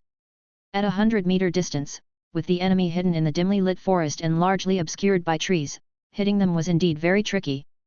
Yan Fangxiu, with his superb military skills and the powerful performance of his electromagnetic rifle, could ensure a hit with every shot, immediately taking out any target he saw. But after firing 2 shots and killing 2 suspected pus spewers, he stopped shooting. He didn't just stop firing himself, he also ordered his men to cease fire. He had now realized a problem: the enemy numbers were too large, and they might run out of bullets without being able to kill all of the monsters. Ammunition was limited. Originally thinking that they were just entering the forest to carry out the task of destroying the hatching nest, not going to war, they hadn't brought too much ammo reserve. Plus, even if they were actually going to war, the ammunition reserves would still need to be delivered by the logistics team. In field combat, how much could they carry on them? Despite being cautious, when Yan Fangxiu led his team out on a mission, he had commandeered a buffalo flatbed wagon, pulling a cart full of food and ammunition supplies. But even that is not unlimited. Holding out would only result in exhaustion of ammunition and supplies. He led an attempt to break through, but it ended in failure. Once the troops entered the dense forest, their firepower advantage was significantly reduced, and the threats they faced increased. Not only were the bioweapon soldiers harder to eliminate and more likely to cause casualties among the warriors, but even the ordinary pus spewers became more threatening. After all, there was no telling which tree would suddenly produce such a monster. And a bigger problem was that no one knew how many monsters were hiding in the dense woods around them. If they insisted on breaking through, the casualties would be significant. After an initial attempt and realizing the difficulty, Yan Fangxiu ordered the troops to retreat before actual casualties occurred. They continued to hold their ground and sought reinforcements from headquarters. Soon, he received a reassuring reply. "Hold your position, hang in there, the governor will lead the 2nd Infantry Battalion and the land assault team to rescue you." Receiving such a response indeed brought relief. The governor would not abandon them. But as more time passed, Yan Fangxiu's sense of unease gradually magnified. He sensed intelligence in the behavior of these monsters. The first 2 attacks were quite mindless, akin to the style of these monsters. They would blindly charge upon encountering other species, displaying a complete disregard for death. But now, utilizing the terrain of the dense forest to encircle them without attacking was by no means a decision a mindless creature would make. Either intelligence had emerged among these monsters, or someone was manipulating their actions. Yan Fangxiu was more inclined to believe the latter. So why would these monsters choose to surround without attacking?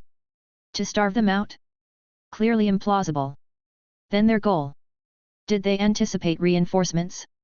Was this an ambush, a conspiracy to attack the rescue forces? Were they after the governor?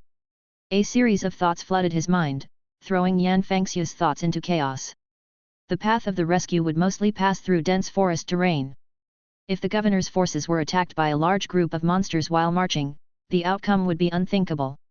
He immediately activated the communication device again.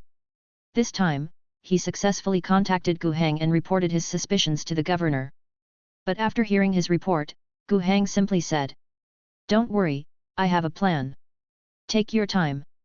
Chapter 42, Fishing, just bold fishing. Gu Hang indeed had his own plans. Having suspected that the situation was unusual and that the route to rescue Yan Fangxiu would likely not be a calm one, he certainly wasn't about to walk into the enemy's trap unprepared. At present, he was fairly certain that the people targeting him were from the primordial Wrath Owl sect. This cult had been pressured by his actions in Revival City and now, unable to solve the problem, they had begun to try and deal with the person presenting the problem. That is, himself, the governor. They also possessed the initial ability to manipulate mutant monsters, which was somewhat unexpected. However, he judged that the cult members' ability to mobilize forces should not be too strong. If they had that capability and wanted his life, then there would be no need for the current complications, they would have simply amassed their forces and launched a direct assault on his camp. The fact that they didn't do so was obviously because they couldn't. They had to choose a dense forest environment for the battlefield in order to leverage the advantages of the monsters they could control, thus having a better chance at victory. With this understanding, Gu Heng was not about to rashly lead the 2nd Infantry Battalion into the woods. 4 armored vehicles led the way, with a large group of foot soldiers following behind, the whole team advancing on the edge of the woodland. Gu Heng led his troops, searching for a route that was closer to the besieged Yan Fangxiu and had sparser trees. Even if they had to walk a bit slower, it didn't matter. After all, Yan Fangxiu had said that there wasn't any immediate danger where he was. So Gu Heng was content to take it slow. Actually, rescuing Yan Fangxiu wasn't really Gu Heng's main objective for coming out this time. His actions were not urgent. Despite appearing to be on a rescue mission, he was actually just trying to lure the enemy out. At the edge of the woods, before even entering, his troops suffered a small-scale attack. A bunch of pustule monsters rushed out, but were cleanly wiped out by a round of firepower from the soldiers. That seemed more like a probe, or a display of insufficient control over a large number of monsters. Unfortunately, it did not lure out the enemy's main force. So after some thought, Gu Heng waved his arm grandly and led the troops into the dense forest. To continue the lure. After officially entering the woodland, Gu Heng's team moved even slower. They always maintained a tight formation, relying on the 4 walkers and refusing to let their guard down. If the trees became too dense, they preferred to temporarily stop, burn, or cut down the trees to ensure clear visibility. When fishing, using oneself as bait, one mustn't actually get bitten. The governor's army with its unruffled, unhurried demeanor was truly exasperating. Prabhup was getting a bit anxious. Nov. L.B//JNN. His 2nd Battalion had not outdone Yan Fangxiu recently and had missed out on the opportunity to clear the woodland of mutant monsters, which was somewhat frustrating. Stuck in the camp, they could only vent their energy by drilling the soldiers. Upon suddenly receiving orders from the governor to gather his troops, he and his subordinates instantly perked up. Especially when they heard that their mission was to rescue the 3rd Battalion led by Yan Fangxiu, who was surrounded by a large number of mutant monsters in the woods, he was even more eager to jump into action. An old-timer, hey? A bona fide Imperial Navy officer, hey? Still, isn't it me, this country bumpkin, who has to come save you? He truly wished he could lead his team through the entire woodland right away, confront Yan Fangxiu and, in front of that guy's face, loudly mock him.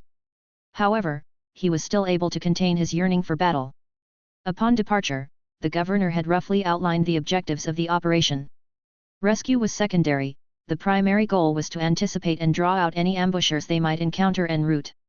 When he heard the news, he was utterly enraged. Someone dared to target the governor? That truly made them irreconcilable enemies. In Prabhup's heart, plotting against the governor was even more detestable than plotting against himself. Some time ago he had returned to the abandoned cave society. Even though he hadn't been gone long, there had already been earth-shattering changes. Eating well and having warm clothes were the basics, everyone had moved into houses on the surface and no longer needed to crowd in dank, sunless burrows. The residential houses were only temporary prefab structures for the time being, but plans were already in motion to build new brick and cement factories. A plot of land had also been allocated for the construction of a row of detached small buildings. Prabhup had seen the architectural designs, they were beautiful. Back when he was working in the caves, he could only dream of living in such a home. Eventually, housing would be allocated based on work points. Given the work points Prabhup earned as a soldier and those earned by his wife in the factory, they would definitely be among the first to move in once the planned houses were built. Life was getting better and better, and Prabhup deeply understood that at this moment, he was not just fighting for the governor, but also for the defense of his hard-earned, ever-improving life. All of this was brought about by the governor. Whoever dared threaten the governor, whoever dared to disrupt their pursuit of a better life, would be his sworn enemy. It was for this reason that he could fully restrain his desire to fight. He executed the governor's cautious orders without compromise, keeping all his rage inside, waiting for the moment to release it. This rage, when it burst forth, would surely burn fiercely. And this moment to unleash didn't make Prabhup wait too long. The enemy was here. They could hear the distinctive roar of pus monsters growing clearer from all around the dense forest. These roars were unique. These brainless, mouthless creatures would emit an intimidating sound to prey, a shrill and unpleasant noise produced by high-frequency vibrations of swellings all over their bodies. Upon hearing the noise, there was no need for the governor to say anything. Herbuff immediately relayed orders to each platoon. They stopped their trailblazing work on the spot and swiftly shifted to defensive positions. A short while later, the grotesque figures of those monsters could be faintly seen through the woodland. Yet the soldiers, upholding strict combat discipline, did not open fire immediately. Only the designated sharpshooters within each platoon, armed with precision rifles and superior shooting skills, attempted long-range kills. For the moment, gunfire was sparse, but with almost every shot, a creature in the forest fell. After another short while, the monsters came even closer to the edge of the woodland, even closer to the small clearing that the soldiers had made. It was at this time that the officers at all levels gave the order to fire.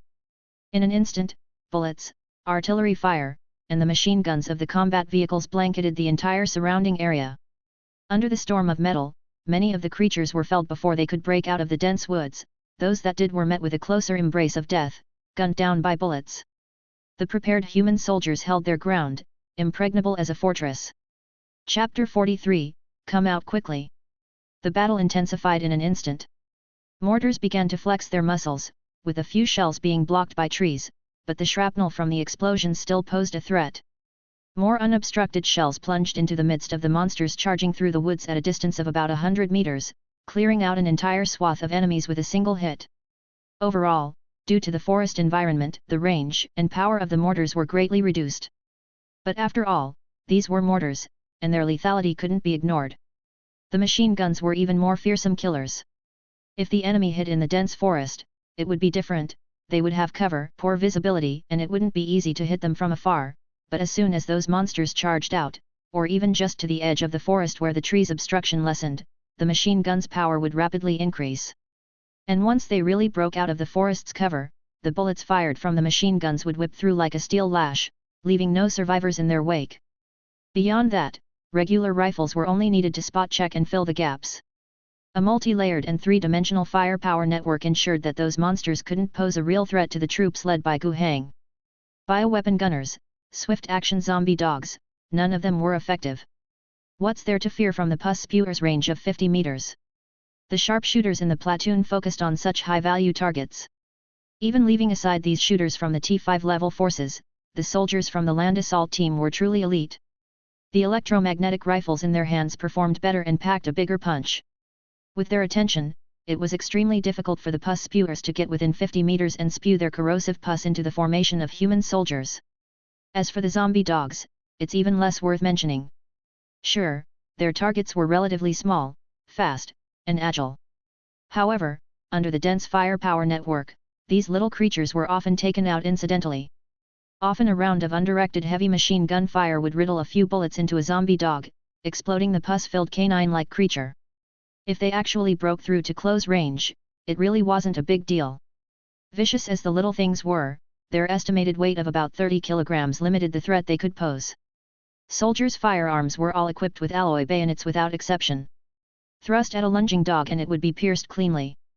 Thrown to the ground, stepped on its head, pull out the bayonet, then fire a couple of shots, and it would go completely quiet. Nov. L. B //JNN. And in the midst of battle, the most terrifying presence was the 4-Strider VS.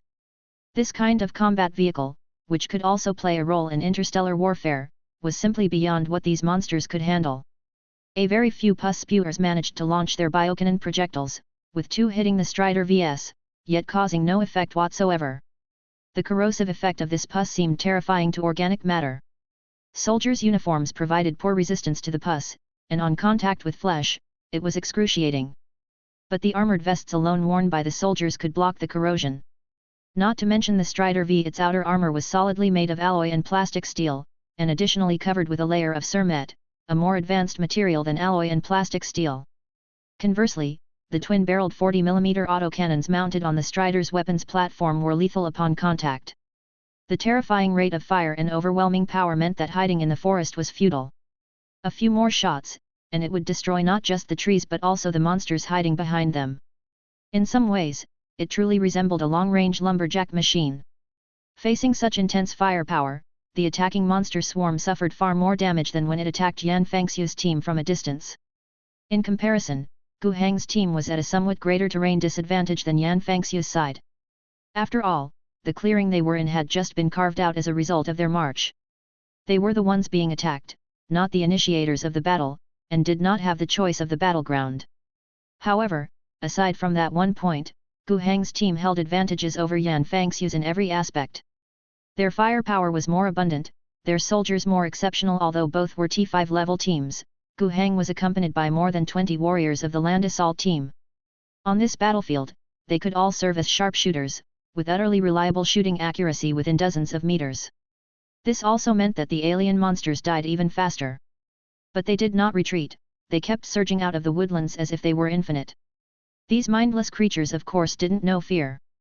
Their lives were worthless, merely cannon fodder. However, even cannon fodder had value. If the puppet masters behind these monsters were hoping to exchange their deaths for the ammunition in Gu Heng's hands, they were sorely mistaken. Having known beforehand what kind of enemy he would face, he had prepared accordingly before setting off. The G9 production line hadn't had time to expand yet, just meeting the equipment needs of the 3rd Infantry Battalion with the stocked black box manufacturing machine, and ammunition production wasn't on the schedule yet. But at least the ammunition stocked from the starship was still considered sufficient. And now, Gu Heng had brought out a large part of the reserve in one breath. Multiple bullish flat cars carrying ammunition reserves were right in the center of the position. With such ample quantities, not to mention fighting one battle, even if the intensity increased further, it would be enough to sustain them through several more. Gu Heng observed the entire battlefield with a cold gaze. He was currently in the middle of the position, with the Strider V serving as his command vehicle. The range of his sight was very narrow, but this did not affect his control over the entire situation. Psychic vision was activated, and he had a clear understanding of the overall situation on the battlefield. Initially, he was prepared to step in if particularly threatening monsters appeared, such as a group of pus spewers entering within firing range and lobbing biocanisters into their formation. He would act first to solve the problem. But now, it seemed there was no need for him to intervene. The soldiers were doing a stellar job, making his contingency plans unnecessary. Gu Heng was quite satisfied with this. Since there were no significant issues with the overall battlefield, Gu Heng could now focus his efforts on the possibility of cultists making an appearance. He didn't believe that the cultists' tactics were limited to merely driving these mindless monsters. Such acts had no chance of posing a threat to him. They surely had other means at their disposal. The mindless monsters have drawn the vast majority of my soldiers' firepower. Now it's your turn, come out quickly.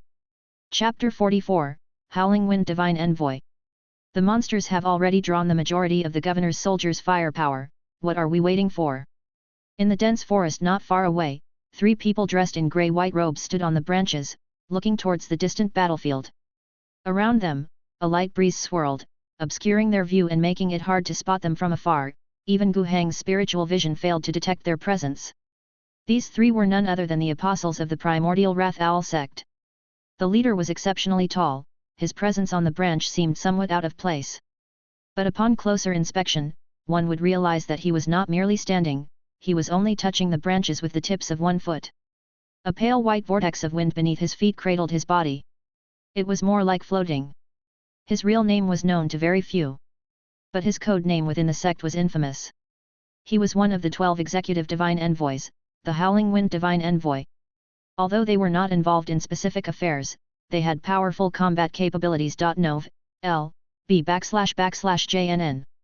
Within the primordial Wrath Owl sect, each of the 12 executive divine envoys had received the true blessing of the primal Fury Owl, granting them the ability to use the formidable Storm God skill. Their exalted status within the sect was second only to the 4 high priests. However, at this moment, the Howling Wind Divine Envoy was hesitating. Upon hearing the query from the subordinate clergy behind him, he responded, "Now is not a good opportunity, the impact caused by that pus-filled monster is far smaller than we estimated. The guard soldiers around that governor have not been thrown into disorder at all." The clergy who spoke earlier spoke up again, "But, Your Excellency, Divine Envoy, are we really going to give up this opportunity?"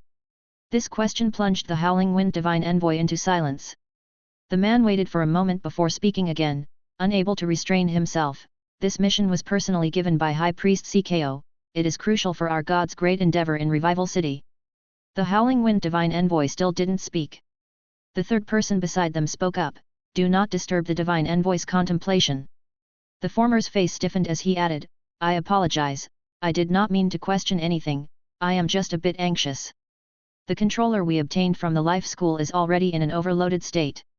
To maintain control over this scale of numbers, we can hold on for less than 10 minutes. Quiet, the third clergy from earlier interrupted once more. No need to elaborate, we are all aware, let the divine envoy make the decision. Finally, the man closed his mouth. A few minutes later, the tallest howling wind divine envoy standing at the forefront heaved a sigh. Let's take action, today is the day we sacrifice ourselves to the storm. The other two felt a chill in their hearts upon hearing this. By the divine envoy's implications, sacrifice? Could it be a one-way journey? Has it come to this extent? But now there was no time for them to ponder further. The howling wind divine envoy leapt from the branch first. The wind that initially suspended him above the branch turned tumultuous in an instant, taking on the shape of a storm giant eagle, emitting a clear cry, carrying the divine envoy as it soared forward. The other two clergy hurried to follow. They too called forth their storm eagles and, riding them, quickly caught up. The three of them formed a triangular formation and swiftly flew toward the human soldiers' position not far away. Not long after they started their move, the governor's soldiers had already spotted them. It was hard not to notice, 3 storm giant eagles in total, 1 large and 2 small, each carrying a person. They were too conspicuous. Bullets immediately covered the 3 of them. However, they were of little effect. Moving targets, especially those flying at high speeds, are not easy to hit. The training package provided by the system made all the soldiers qualified within a few days, but that didn't mean every qualified soldier was a marksman who never missed. Most people couldn't guarantee accuracy when shooting at distant and fast-moving objects. Even with machine gun fire, chasing after the targets, the results were very poor. Of course, with bullets flying everywhere and the number of shots increasing, there would eventually be hits. But with the fierce attacks of those pustule monsters on the ground, most of the firepower was needed to suppress these enemies. There were only a few who could redirect their guns to shoot at the 3 unidentified flying objects above. Originally in short supply, and with questionable accuracy, the number of bullets that actually hit was even fewer. It was only the specially trained sharpshooters and the Marines who could guarantee a certain hit rate. But soldiers with such abilities were far too few. Moreover, even if stray bullets or those from sharpshooters did hit, they were not very useful. Even Wohan, who had only gained storm sorcery because he had paid enough money, could use a wind shield to block a few seconds of concentrated fire from electromagnetic rifles. Not to mention a divine envoy and 2 official priests. Underneath the wings of the storm giant eagles, the power of the wind swirled around the 3, and the few bullets that did hit had no effect at all, they were simply deflected. Howling Wind Divine Envoy led the 2 priests, riding the storm giant eagles, to the airspace above the governor's troop position. They began to circle. Then, the winds picked up. A white storm enveloped the area below. Wind, by all accounts, is colorless, just the movement of air. But the gusts called forth by their hands carried a white mist. The mist that came with the wind was not cold nor damp, but rather had a cutting sensation. Putting aside the slight pain of the wind against the skin, many soldiers were even blown about haphazardly. Afterward, as the mist thickened with the wind within minutes, it started to affect visibility. Direct casualties were limited for the moment. Many people had minor cuts from the wind imbued with supernatural energy, but these cuts were certainly far from fatal. If these 3 cult divine envoys and divine envoy had concentrated the storm in a much smaller area, those minor cuts could actually be lethal, like death by 1,000 cuts. But not now. Compared to just killing a small portion of the main troops, the storm sorcery they released was more about disrupting the human soldiers' ability to continue fighting below, allowing the pustule monsters on the outskirts to breach their defense line. That was more efficient. The storm sorcery they circled and cast above the position indeed affected the soldiers' firepower output. Blown about, struggling to even stand steady, feeling sharp pain when the wind struck exposed skin such as the face, these factors prevented the soldiers from shooting accurately. And the white fog that came with the wind, continually swirling, impacted visibility as well. As the soldiers' firepower weakened, a large number of monsters closed in. Chapter 45, The Governor Will Make a Move. Perbuff felt a chill in his heart. He understood all too well what would happen if these monsters actually broke through the fire blockade and reached their faces. The pus spewers, previously thought to be very dangerous among the enemy, were actually nothing at all. The most terrifying were those ordinary pus monsters. It was mainly their numbers, there were simply too many of them. Once engaged in close combat, the soldiers, even though they were equipped with bayonets, naturally couldn't fire their weapons at close quarters. And when more and more, almost endless, monsters rushed in, how could his men possibly outfight the enemy with just their bayonets? Even if a soldier could kill 3 or 5 pus monsters in close combat, it would be useless. The enemy would use their overwhelming numbers to completely drown them. In fact, signs of this were already showing. Twice as many zombie dogs as before had already taken the lead and rushed into the soldiers' formation after the fire support weakened.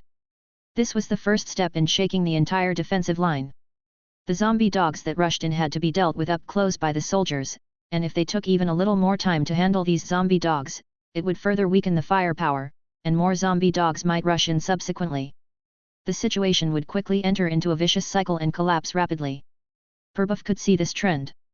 But he felt somewhat powerless. He had already shouted himself hoarse, demanding his soldiers hold on and maintain fire. But it was difficult. His warriors were not cowards, but pain, strong winds, and white fog were objective difficulties that could not simply be overcome. Especially the white fog, which severely compromised the soldiers' visibility. Even those who could stay at their combat posts could only fire blindly into the surrounding fog. Only at a much closer range could they see some vague silhouettes. The decline in shooting accuracy greatly reduced the effectiveness of the firepower grid. What he could truly do effectively at the moment was to ensure the more critical fire support units maintained their assault. The mortars, unified under the command of the battalion headquarters, could not stop, and Perbuff also demanded the mortar operators drop their shells closer to their positions. Previously, the shells were mostly targeted at the edge of the woods, as the first wave of killing and interception. Not placing them too close was due to fear of friendly fire, as well as because the enemy's formation would become sparse due to casualties on the charge, which would reduce the lethality of the shells. But now he couldn't care about that. Additionally, the machine gunners positioned at various points were also trying their best to hold their positions. Their situation was slightly better, with the temporary fortifications made of wood and sandbags at the fire points providing some protection from the wind. The machine gunners endured the pain, lying on the ground with their fingers wrapped around the trigger, not caring if the barrel would overheat and fail, wildly pouring bullets into the mist. At the same time, the fire from the 4 striders never ceased. It was because the mortars, machine guns, and autocannons, these 3 major fire points, had not been silenced, that the entire defensive line still had a certain level of fire support. If this were not the case, the defensive line would have already collapsed. However, Perbuff knew that with just his command, this was all he could do. The fragile balance could only slow down the process of the defensive line collapsing and could not return to the previous level of keeping all the monsters completely outside the range of fire. In frustration, he looked up through the fog and saw the vague figures of 3 storm eagles, 1 large and 2 smaller ones flitting through the sky. He knew that there lay the root of the problem. But for those 3 creatures in the sky, Perbuff truly had no solution. He had already ordered all the sharpshooters in the company to shoot at the sky, but to little effect. He himself had also drawn his sidearm, firing shots up into the sky, but that seemed more like a venting of frustration, utterly useless. He had tried his hardest, but what followed seemed to signify that his efforts were about to be destroyed. The current stability of the defensive position was due to the mortar positions and the machine gun fire points still being active, a factor clearly seen by the storm apostles flying above. They didn't trouble the Strider V, their storm sorcery lacked the means to penetrate the armor and injure the drivers inside. And to damage the armored vehicles themselves. Forget it. By comparison, the machine gunners and mortar men were easier to deal with. The sky unleashed wind bullets. A wheel-sized wind bullet, tearing through the white fog from mid-air, descended rapidly and exploded upon a machine gun position with a thunderous blast. It was as if the sudden explosive pressure of the bullet sent people flying, the high-pressure dispersed wind blades cut bodies to ribbons, truly like shrapnel. The machine gunner and the 2 soldiers beside him, when they hit the ground, were already lifeless. The removal of a machine gun fire point had a significant impact. The area it covered was immediately breached by several zombie dogs, followed by pus spewers. The pressure suddenly increased. Seeing 2 more wind bullets descending from the sky, Perbuff was panic-stricken. Instinctively, he moved towards the landing point of the wind bullets, trying to block them with his body. But just then, a rather familiar voice rang in his mind, "Don't worry. Lead your team with your heart. Governor." Perbuff recognized the voice, but when he looked around, he saw nothing. It was only then that he came to the belated realization that the voice had sounded directly in his mind. A light bulb went off in his head, and he recalled that battle beside the valley, those people with peculiar deaths. The governor possessed some mystical power known as spiritual energy, not powerless at all. If it was the governor, there would be no problem at all. Prabhupada had such deep trust in the governor in his heart. And indeed, Gu Hang did not let him down. The 2 wind bullets that he was desperate to block with his body dissipated into nothingness before they even touched the ground. Immediately after, the 3 storm giant eagles flying in the sky also vanished. 3 figures fell from the sky. In an instant, the situation had greatly changed. All of this was, of course, due to the intervention of Gu Hang. At this moment, he had already disembarked from the Strider V. The transmission of spiritual energy through the armor of the Strider V to cast spells outside would attenuate to a certain extent. To ensure success, he left the Strider V and went outside. Nov. L. B //JNN. Spiritual energy cutting is indeed a handy spell. Gu Hang did not use this spell directly on those 3 cultists. The soul strength of those 3 was quite high, distinctly visible in his spiritual vision. Even if he had exerted his full strength, it was not certain that he could sever their heads or kill their souls. The target Gu Hang chose to strike was the spiritual energy link they used to control the storm eagles. Destroying the flight sorcery and causing the 3 to fall, then annihilating them physically, was a more convenient method. And beside him, 11 soldiers of the land assault team darted out, each targeting one of the falling figures. These assault team members, while sprinting at high speed and firing their guns, were uncannily accurate, their metal spikes precisely targeting the free-falling figures in mid-air. This was a standard far beyond their comrades. The reason why these 11 Special Forces soldiers were able to perform at such a high level was that they had transcended the T4 level of warriors and reached the T3 tier. Chapter 46, T3 Troops. Before heading out on the mission, dubbed a rescue but in reality a fishing expedition, Gu Hang had emptied his savings. Originally, the grace he received from the battle at Manton River Valley Manor was spent on extracting technology and during the training of the 3rd Regiment.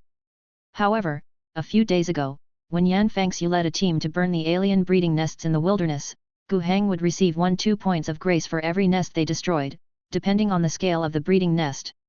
After 7 breeding nests were burnt down, Gu Hang had gained 11 points of grace. And he invested this grace into 11 soldiers of the land assault team.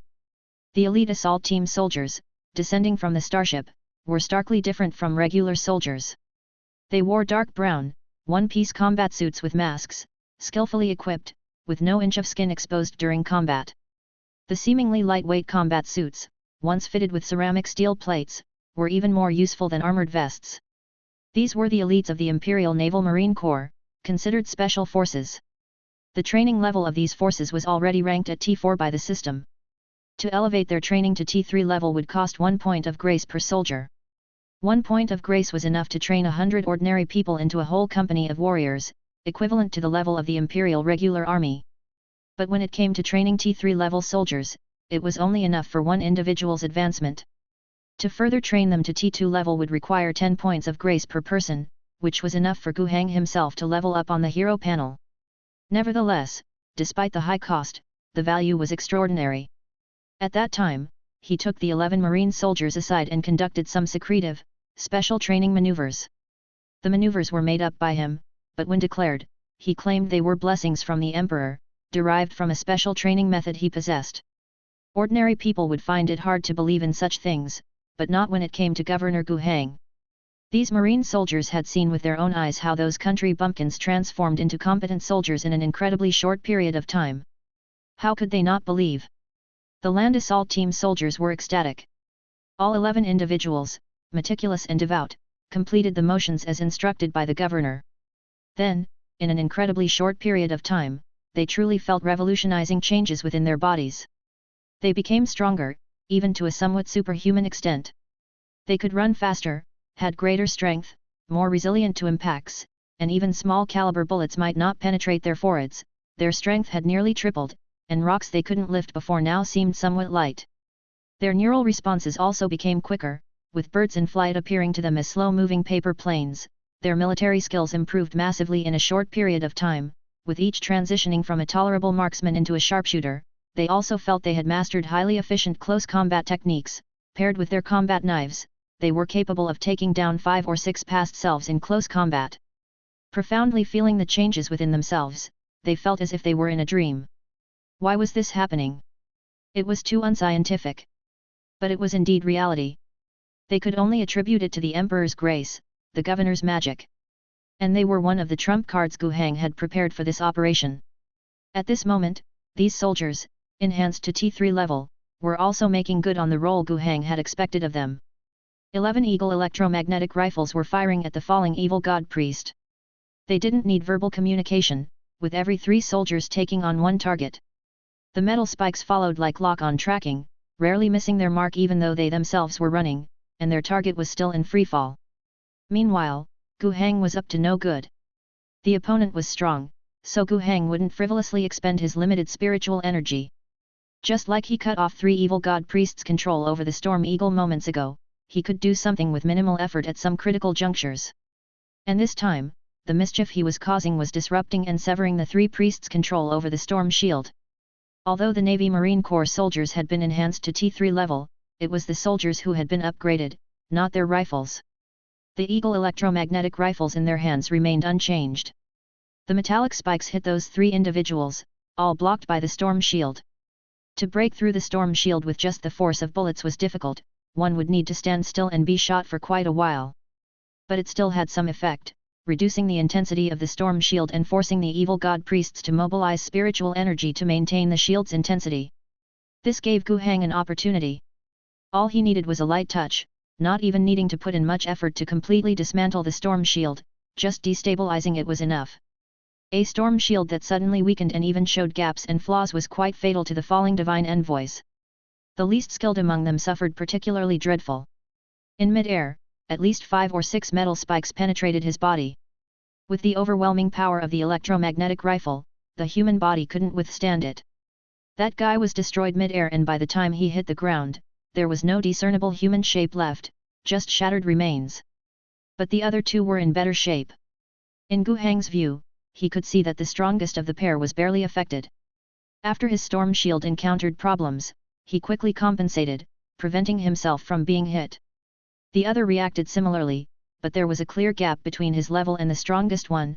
He ended up getting hit twice, breaking an arm and a leg. The 2 divine envoys who were still alive after hitting the ground each had their actions. The strongest one, almost unharmed, suddenly sprouted a pair of white storm wings from his back. The wings resembled turbines, and as he suddenly jetted backward, he reached extreme speeds in the blink of an eye. He ignored the land assault team soldiers rushing over and instead directly targeted Gu Hang, who was in the back. The Howling Wind Divine Envoy hadn't forgotten his mission. His most important target on this trip was to kill the planetary governor. He had planned to use the storm, use the white fog, to disorient the soldiers' position, letting those pustule beasts charge in, and eliminate all of the soldiers, leaving only the governor hiding in the armored vehicle to be dealt with later. But to his surprise, the governor had left the protection of the armored vehicle on his own. However, that Governor Gu Hang surprisingly possessed psychic powers and was even using very advanced techniques, which greatly shocked him. This caused a significant flaw in his plan. The governor's actions not only halted their destruction of the human soldier's position but even put him and his 2 subordinates into dangerous territory. But he still had a chance. As long as he could kill the governor on the spot. Chapter 47, Luckily I'm one step ahead. The whirlwind carried the vortex-formed wings, providing Howling Wind Divine Envoy with explosive speed. He charged straight for Gu Hang. As long as he killed Gu Hang, his mission would still be considered complete. The soldiers, who appeared to be very elite, seemed to have sensed his intentions. Half of them set out to suppress the other living Divine Envoy, while the remaining soldiers attempted to block him. Bullets flew towards him, but the Storm Shield remained faithful to its duty and could not be easily breached. 2 soldiers who were relatively close stood in his way, pulling out daggers in an attempt to engage him in combat. The reaction speed and agility of those soldiers surprised the Howling Wind Divine Envoy. He was moving at ultra-high speeds, with the storm turbine wings bursting so quickly that ordinary people could not possibly react in time, much less intercept him. But those soldiers could do so. And their willpower was beyond imagination. Getting near to him meant bearing the force of the storm. High-pressure wind blades cut through their combat suits, and even slashed dense wounds on their bodies. Yet, they remained resolute and unshaken. More crucially, the daggers in their hands, when they slashed down, could indeed pierce through his surrounding wind. This was definitely non-human strength. If he hadn't reacted extremely fast and detonated a wind bomb between himself and that soldier, sending him flying, he would have been stabbed. But he could only repel one. The other soldier fiercely thrust the knife into his body. If it weren't for the power of the wind helping him to deflect the blade at the critical moment, it wouldn't be his abdomen, but his heart that got pierced. But the current situation was still critical. The soldier very quickly released the knife-holding hand, ignoring the blood, picked up an electromagnetic rifle, and prepared to give the Divine Envoy a close-range volley. If hit by that, Howling Wind Divine Envoy feared he would fall on the spot. His storm shield had been punctured by that recent stab, and he didn't have full confidence to completely block the eagle's shooting. In the nick of time, Howling Wind Divine Envoy became fierce. He spread his arms, didn't retreat but advanced, embracing the soldier to prevent the Special Forces elite from firing his bullets directly. His physical strength was no match for his opponents, and he would be released eventually, but the storm sorcery was spectacular at that moment. Wind blades instantly spun around him, showing no mercy as they poured into the soldier's body. The ceramic plate armor wouldn't be easily destroyed, but it wasn't full body coverage. The combat suit was cut open under the high-pressure wind blades, followed by the flesh. Blood spurted wildly, blown about by the wind. In an instant, a fully grown person was chopped down to nothing, leaving behind a gun, bulletproof plates, helmet, fragments of personal items, bones. The blood-soaked Howling Wind Divine Envoy dared not linger for a moment. In his moment of desperation, he had unleashed all his might, achieving such a terrifying effect. However, he had first-hand experience of the strength of these elite soldiers, unlike ordinary soldiers, and the knife stuck in his belly was proof of this. If he hesitated for a moment longer, soldiers would immediately rush at him. If he could create some distance, relying on the bullet-deflecting storm shield, he might be confident in killing all the soldiers. But firstly, there was Gu Hang, who could manipulate delicate psychic spells to interfere. Secondly, he could not create distance now, and the storm shield's defenses against close combat blades were not as effective as against bullets. Moreover, his bodily strength and combat skills, which were not much stronger than those of an average person, put him at too much of a disadvantage against those elite soldiers. He clenched his teeth and forced himself to muster strength again. The storm turbine wings formed by sorcery on his back let out an intense roar, as he once again burst from his position with a limit speed. And this time, finally no one stood in his way. With an extremely fast speed, he rushed toward Gu Hang. Flying close to the ground, the already thin mist was completely dispersed. He was like an arrow in flight. The next moment, he slammed into Gu Hang with great force, sending him flying through the air. The wild wind completely enveloped Gu Hang. Howling Wind Divine Envoy was even more brutal to Gu Hang than to the soldier he had just slashed to pieces. He once again overloaded the power of storm sorcery, heedless of the severe backlash that might ensue, determined to ensure Gu Hang's death. Gu Hang slammed hard into the ground. Then, he stood up. Howling Wind Divine Envoy's eyes widened in disbelief, utterly unable to understand why this was happening. The force he had exerted should have been enough to completely shred Gu Hang's body, so why did the governor appear to be completely unharmed? Clenching his teeth, he tried to unleash his power once more, but this time the winds did not heed his call. Instead, he felt an intense pain in his lungs, as if the wind was cutting through his chest cavity. Unable to bear it, his body convulsed, and opening his mouth, he vomited blood profusely, mixed with pieces of his lungs. As the pain subsided slightly, he raised his head and saw the assault vehicle beside him, its cannon already aimed at him. Fire! In an instant, several large-caliber cannon shells shattered his already fragile storm shield, and then destroyed his body as well. Gu Hang still felt a bit scared afterward. After the enemy appeared, he had sensed that one among the three was particularly strong. While dealing with these three, he proportionately allocated his strength. The other two presented no surprises, one was dead before he hit the ground, and the other was nearly dead, with severed hands and feet still trying to resist. Now, he was held down by a group of special forces and stabbed to death in a frenzied assault. But the strongest one was still beyond expectation. He had already made his move. When that man flew towards him and was intercepted by the elite marines, had it not been for Gu Hang taking the opportunity to strike him from the shadows, he would not have been so easily stabbed in the stomach. But unexpectedly, even though the guy had clearly pushed his sorcery to the limit and had a knife embedded in his abdomen, he was still able to unleash a tremendous amount of power. He not only used the storm to dismember a marine elite in a horrific manner but also continued to burst forth towards him, blowing him away, and a violent storm swept around him. Under normal circumstances, he should have been dead, like the dismembered marine elite. At the crucial moment, it was his talent Spiritual Energy Shield, which he had gained when he last upgraded his personal level to LV2, that made the difference. This thing didn't need activation, it triggered passively and came into effect as soon as he took a hit. It indeed saved Gu Hang's life. As he was sent flying, Gu Hang could feel the violent winds surrounding him, constantly clashing and grinding against his spiritual energy. The power of the storm was so fierce that in almost an instant, Gu Hang's spiritual energy was almost depleted. Fortunately, the force of the storm came fast and left just as quickly, representing the total power of the opponent's burst. Once withstood, it was gone.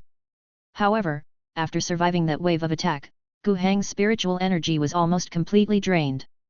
But he was not alone, the assault vehicle helped him take the final step. Looking at the enemy that had been blown to smithereens, certain never to rise again, Gu Hang sighed in relief. Luckily, I had a bit more skill. Chapter 48. The Howling Wind Divine Envoy was dead, left without any human shape to speak of. The priest that had been blown up by the metal spikes also had no recognizable shape left, just a pile of broken remains. The last one looked slightly better in death, but only slightly. He was struck in mid-air, breaking an arm and a leg, and even as he fell to the ground trying to resist, he was faced with the onslaught of elite ground warriors, who broke through his storm shield and then stabbed him to death with a flurry of knives. After the death of the three priests wielding storm divine power, the winds quickly subsided, and the fog dissipated just as fast. In that short period, the soldiers indeed fell into chaos, their firepower network was affected, and many monsters breached their defenses, with over a dozen pus spewers entering range and causing casualties among the soldiers with their spray of pus. However, overall, the chaos caused serious damage but was not fatal. Once the winds and fog cleared, the soldiers regained control of the battlefield. Despite the casualties, they killed all the monsters that had breached their position, and the pus spewers, which had only fired 1 or 2 volleys of bio shell, were eliminated by machine guns and the cannons of armored infantry vehicles. Even though the 3 storm priests had perished, the battle did not end immediately. The monsters, to some extent, did follow the storm priests' command, but after the priests' deaths, the uncontrolled creatures were still tremendously dangerous, maintaining their ferocious state as they constantly surged out of the woods, attempting to attack any living being they could see. But despite their ongoing frenzy and reduced firepower within the position due to earlier casualties, they still couldn't break through. The gap in firepower was something these primitive monsters couldn't contend with. It's said that during a large-scale, mature other tide, even more advanced monsters would appear, not just limited to the inferior pus monsters and spewers. But at least Gu Hang and his men didn't encounter any this time. The nests within the woods were still in the phase of accumulating power. Perhaps given a few months to slowly hatch and consume one another, they could grow into a batch of higher-level monsters, and the situation would become troublesome. But now, the primordial Wrath Owl sect, in an attempt to kill Gu Hang, prematurely accelerated the maturation of most of the nests in the woods, resulting in what seemed like a large-scale attack but was in reality not fraught with many high-level monsters, therefore the threat level was relatively average. In fact, to some extent, the primordial Wrath Owl sect's actions even helped Gu Hang. A large number of nests were matured ahead of time, and a vast number of monsters were gathered here, which could be dealt with all at once. This reduced a significant workload for the troops under Gu Hang's command in their subsequent task of clearing the entire other species woods. As the battle continued, it was evident that the number and density of monsters charging from the thick forest were significantly decreasing. Clearly, they were not truly endless. After being massively culled, there were not many left. Eventually, with Yan Fangxiu's forces arriving on the scene, the battle essentially entered its final stage. When he learned that the governor might be ambushed, he couldn't stay put waiting for rescue. He took the initiative to lead his troops out, breaking through slowly and methodically. According to his plan, it was not necessary to break through successfully.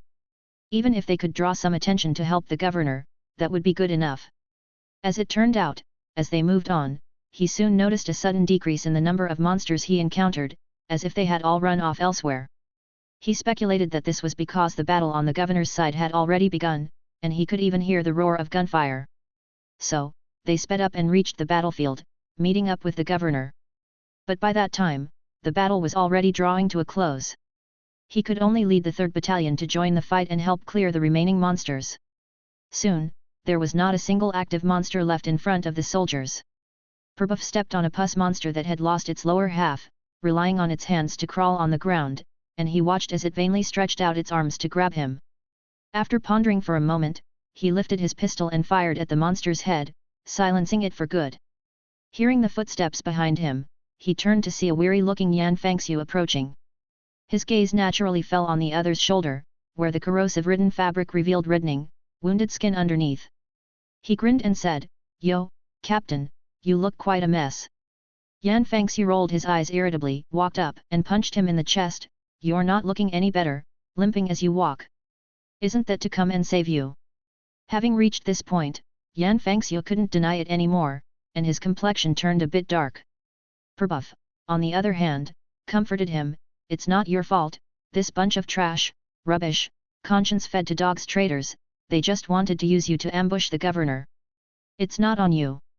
Our mission is to be the sword and shield of the governor. Today, both of us didn't do a very good job at that, but from now on, I'll put in even more effort. What about you?" Yan Fangxiu looked at the officer who had risen through the ranks of the abandoned cave society with some surprise. Why had this guy suddenly voiced such sentiments? He wasn't aware that the storm priest had just charged at Gu Hang, directly threatening the governor's life, nor could he imagine how deeply the scene had impacted Prabhup, the captain. Unaware of these things, Mr. Captain could only scratch his head and nod, agreeing to it. After saying goodbye to Prabhup, Yan Fangxiu went to find Gu Hang. The governor was inside an armored personnel carrier. One of his old subordinates stopped him. "The governor is resting. I have something I need to report." The marine seemed torn but still barred his way. "But, Captain, the governor is resting. It's better not to disturb him." Yan Fangxiu was again surprised. This was not one of the soldiers recruited by Gu Hang on Rage Owl Star, but one of the marines he had brought down from the starship, a direct subordinate. Historically, they had been closer. Even to speak a bit disrespectfully, in private, they had not refrained from complaining about various matters regarding the governor. The soldiers were loyal to the governor, but it seemed more out of duty and role. But now, he truly saw respect for the governor in his old subordinate's eyes. A question mark slowly rose in his mind: what had just happened? It wasn't that he found the deep respect and loyalty his subordinates had for the governor problematic. On the contrary, it was as it should be. But that didn't stop him from being curious about what had caused these changes. He decided not to wake Gu Hang, but instead pulled his old subordinate aside to ask in detail what had exactly happened in the recent battle. After learning about the situation, Yan Fangxiu also fell silent. The governor had been approached and attacked by the heretic cultists but escaped unharmed, only a bit tired. The governor's psychic spells had once again proved powerful. His own old subordinates had undergone earth-shattering changes after the governor's rapid special training. All this information was like a fantasy to Yan Fangxiu's ears. Why was there no harm done? Why did those cultists fall from the sky while flying so properly? All this could only be attributed to the marvel of spiritual energy. The news that the governor was a spiritual master, Yan Fangxiu could more or less accept. After all, it was not his first day knowing the governor was a psychic, it was just that his feats seemed more miraculous now. Yan Fangxiu tried to convince himself it was no big deal.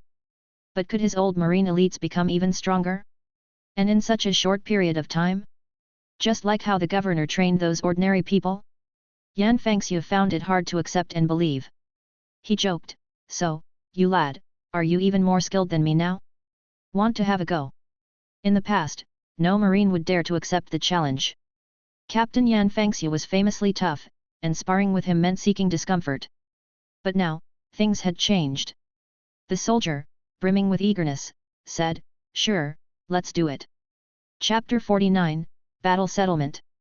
Gu Hang sat in an armored infantry vehicle, his face pale as he closed his eyes to recuperate. He was aware of the noise outside, but he was too lazy to bother with it. The battle had just ended, and it had drained him significantly. The main issue was that he had been directly charged. Spiritual protection had blocked nearly all the damage, but it had also depleted all of his spiritual energy. In fact, this was a very dangerous situation.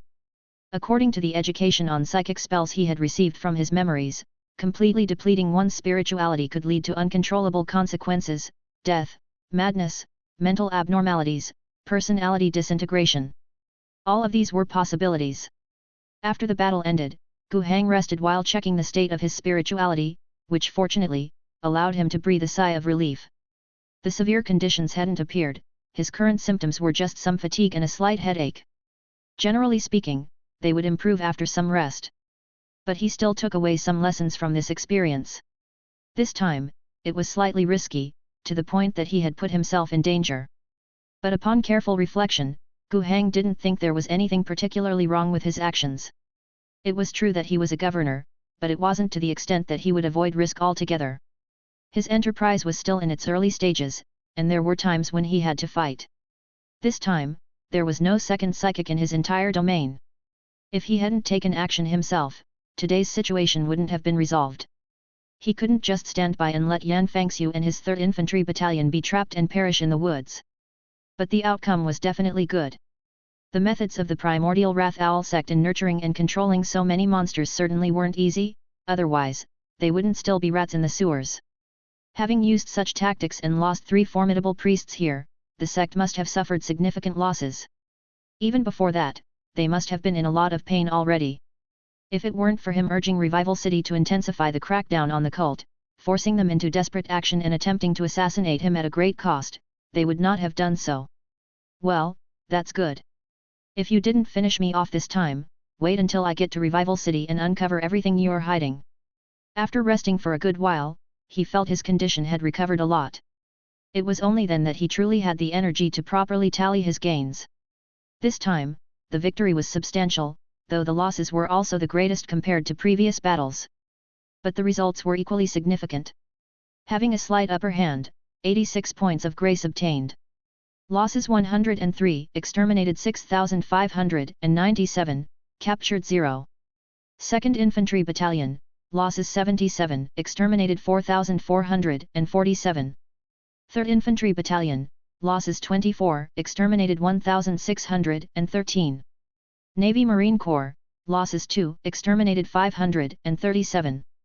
Just looking at the casualty ratio, it was impressive, but Gu Heng wasn't the least bit happy about it. All that had been exterminated were brainless monsters. If they acted according to Yan Fangxiu's strategy, they could almost no loss cleanse each of these monsters' lairs one by one over the next few months, rather than facing them all at once after they had been rallied. Not to mention facing 3 storm priests at the same time. In total, 103 soldiers were lost, with the 2nd Battalion already exceeding a 25% casualty rate. Most of these casualties happened amidst the raging winds and dense fog. Among them, 2 recently promoted Tier 3 members of the Marine Corps had been killed by the most formidable priest, meaning the invested 2 points of grace were gone. The 2 regular infantry battalions, especially the 2nd, needed a substantial number of replacement troops. Gu Heng's total population under his control amounted to just under 6,000. Excluding the mech servant battalion, he had already supported 2 infantry battalions totaling 600 men, with the mobilization rate exceeding 10%. In fact, given the composition of the population, this was already a significant pressure, not to mention Gu Heng needed manpower for various rapidly expanding production lines outside the military. The excessively high mobilization rate was already affecting production efficiency. Especially for the young and able-bodied workers, the shortfall at the abandoned cave society was significant, becoming a limiting factor in development. The army's casualties would require a further 100 men to be drawn from the labor pool, which was going to be a strain. Gu Heng could already foresee Patel, who was in charge of heavy industry at the abandoned cave society, tearing his hair out. The guy wouldn't put any obstacles in the way of the young men joining the military for the governor. In his heart, that was an honor, a defense of their labor achievements. But after the decrease in manpower, how to maintain or even expand production was certainly going to be a headache for him. As for other costs, the textile factory had been set up, and uniforms could be produced in-house. With the relevant design plans already passed on, alloy and plastic steel production lines could turn out armored vests, firearms could either be salvaged from battlefield remnants or newly produced. Even if it was just for soldier training, 100 soldiers would only cost 1 point in grace. All of these were not an issue. The problem was still the population. They still needed to bleed others dry. The quintet in the sky was no longer easy to exploit, and going after the lower-end population was also not very meaningful. Gu Heng had other plans for the female captain. On the quintet, there were plenty of talents he coveted. To annihilate the primordial Wrath Owl sect, or at least give them a severe blow, he would need to borrow the female captain's power and also consider it as a form of repayment to Yeliziah, but that could be discussed later. What remained were Revival City and Rubbish Town. Most of those in Rubbish Town were adventurers dreaming of striking it rich, and it wasn't ruled out that some who had been through trials and tribulations now wanted to live the life of an honest person, no, to settle down as an honest person, but it couldn't be forced. Revival City was a huge source. Gu Hang did not disdain the refugees who could no longer survive outside the city walls. Tens of thousands of people were unrealistic to take in all at once, but he now had ample job positions and abundant food to support many. Having thought through the losses, it was now time to consider the gains. 86 points of grace, the largest sum Gu Hang had accrued thus far. It was even more than all the previous ones added together. This gave Gu Hang a sense of having struck it rich. The heavy shadow of the soldiers' massive casualties and losses was much dispelled by this joy. Of the 86 points of grace, it was estimated that over 30 were contributed by those 3 priests, with the strongest one alone providing over 20 points. That high priest, just in terms of spiritual energy strength, was even greater than Gu Hang. However, when it came to the application of spiritual energy, Gu Hang had the nuanced soul severing inherited from an ancient family and spiritual protection provided by the system, which were much stronger than the high priest who could only use the native evil god's power to perform storm sorcery.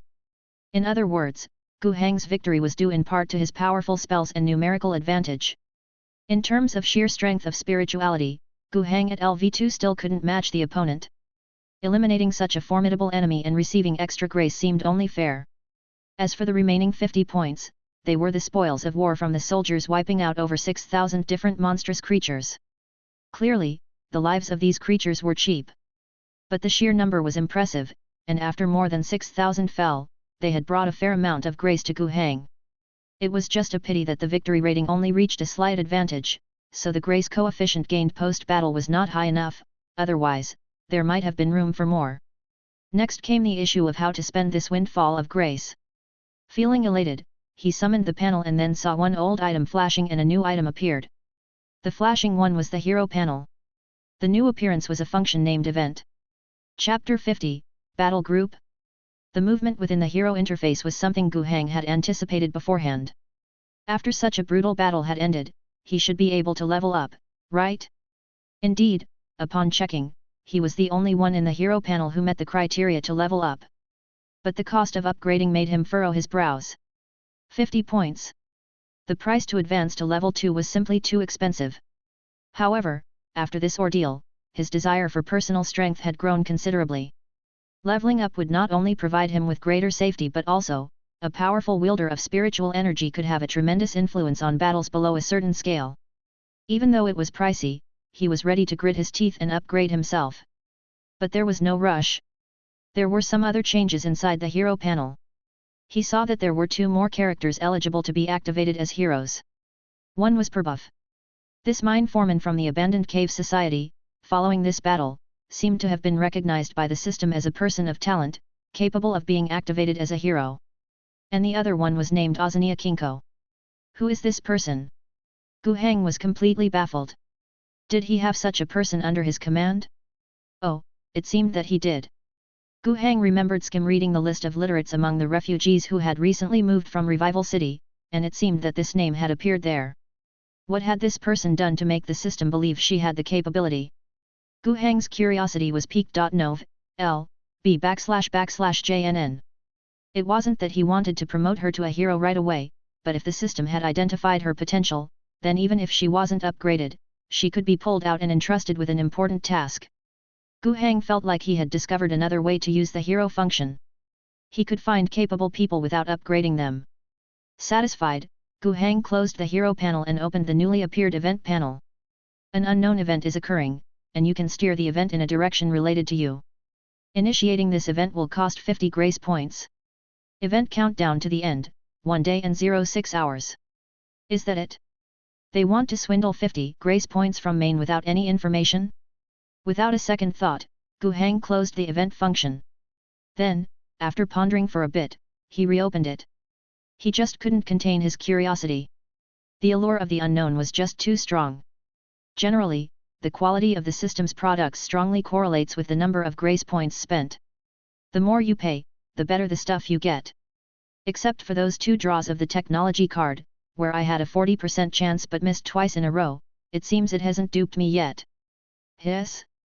But wouldn't drawing an unknown event card also likely be a scam? What if there's some hidden probability? In just this short while, Gu Heng's mind wavered, and many thoughts surfaced. He wasn't usually one to agonize over decisions, but what could he do? Too poor. All problems are problems of poverty. If Gu Heng had enough favor, wouldn't he have immediately activated this event to see what it was all about? But if he activated the unknown event, the remaining 36 favor would not be enough to upgrade. After thoughtful deliberation, Gu Heng decided to trust the system once more. Although it was a gamble, he still upheld the belief that system products are worth their value and made his choice. Of course, another important reason was that he had a fallback plan. In a couple of days, a month would go by. By then, the fixed monthly income would come in. With the development trend of the forces under Gu Heng's command, it should be possible to earn 30 or 40 points by then. Adding them up, it should be enough for him to upgrade to LV3. By comparison, the unknown event might be a bit more precious. After all, it had a countdown, and once time expired, the event would disappear. Limited time lottery, got to win something, right? With that mindset, Gu Heng made his final decision. The 50 points of favor were gone in a snap, and what replaced them was the new information that appeared before his eyes. Event activated, Phoenix on the brink of death. A starfighter battle group that is on the verge of annihilation ended its century-long penance expedition and is approaching Rage Owl Star, which seems to have what they're seeking, redemption and hope. Please make your decisions cautiously. Your actions will determine the next phase of this event. Event branch, unknown. Seeing new event prompts that mentioned a starfighter battle group nearing Rage Owl Star, Gu Heng nearly couldn't control his facial expression. If a starfighter battle group was offering help, what was there to worry about? Any difficulties on Rage Owl Star would not be able to halt an entire battle group's progress. The term starfighter symbolized glory, greatness, and death within the Empire. They are the death angels of the Emperor. It is said that thousands of years ago, the Divine Emperor used himself as the template to create many different genetic seeds. He selected the finest people, implanted them with these genetic seeds, and formed the initial starfighters. Each of them was extraordinary, possessing bodies that were countless times stronger than ordinary people, wearing specially made power armor connected to their nerves. Their solo combat power was extremely formidable, fighting against 100 was just standard procedure for them. Often, just a few starfighters in a squad could slice through tens of thousands of soldiers, behead generals, and that was just their routine duty. They were true killing machines, and the Death Angels lived up to their name. During the founding era, the various starfighter legions were the sharpest swords in the hands of the Emperor, and they made indispensable contributions to creating the Empire's boundless territories. Later, about 10,000 years ago, after the Emperor ascended to divinity, all starfighter legions were divided into smaller battle groups. According to the Holy Scriptures, the size limit for the starfighter battle groups was set at 1,000 members. Typically, a battle group would have a home planet. The home planet of a battle group did not need to pay taxes to the Empire, all its manpower and resources were at the battle group's disposal. A battle group could establish a mortal auxiliary army and a battle group fleet, possessing immense autonomy. They would respond to the highest calls to arms from the Empire and engage in the most terrifying of battles. Aside from that, their actions were often whimsical and enjoyed high freedom. In Gu Heng's understanding, it was like a combination of warlords and feudal lords. Such a battle group was coming to Rage Owl Star? Gu Heng quickly became calm again. It's that same old phrase, system products are worth their value. 50 points of favor likely couldn't even exchange for a single starfighter, let alone a battle group. It couldn't be that good of a deal. He also noted the information provided in the event interface. This was a dying battle group. That's good. If it were a thriving battle group, he wouldn't have any say. The status of a battle group commander might even be higher than that of a star sector leader. Gu Heng realized that this event could be a blessing or a curse. He truly had to be as cautious as the system prompt suggested, or the consequences would be dire. But overall, this also meant opportunity. If a starfighter could provide him with help, he would have an absolute guarantee in terms of military power on Rage Owl Star. Chapter 51, Phoenix on the Brink of Death. In a void of the universe infinitely distant in physical space, a fiery red spaceship was sailing. It was scarred, it was not huge, and it carried a battle group on the brink of death. The Phoenix battle group had ended their long redemption expedition and now their glory had been restored. The Tribunal of the Eastern Star Domain, representing the Central Empire, personally announced this to the world. But what of it? We have won the victory of the 100-year redemption expedition and achieved the victory we most desired, yet we are about to be annihilated. Salus Maddens, the leader of the Phoenix battle group, would always think sorrowfully. He was the 64th leader of the Phoenix battle group. This battle group, with its countless glorious histories, was very likely to come to an end in his hands. What was life like for the battle group before the redemption expedition? Back then, the Phoenix battle group was glorious and powerful. They guarded their mother star, received the worship of countless mortals, selected the most excellent youths from among them, subjected them to gene seed modifications, and turned them into one of their own.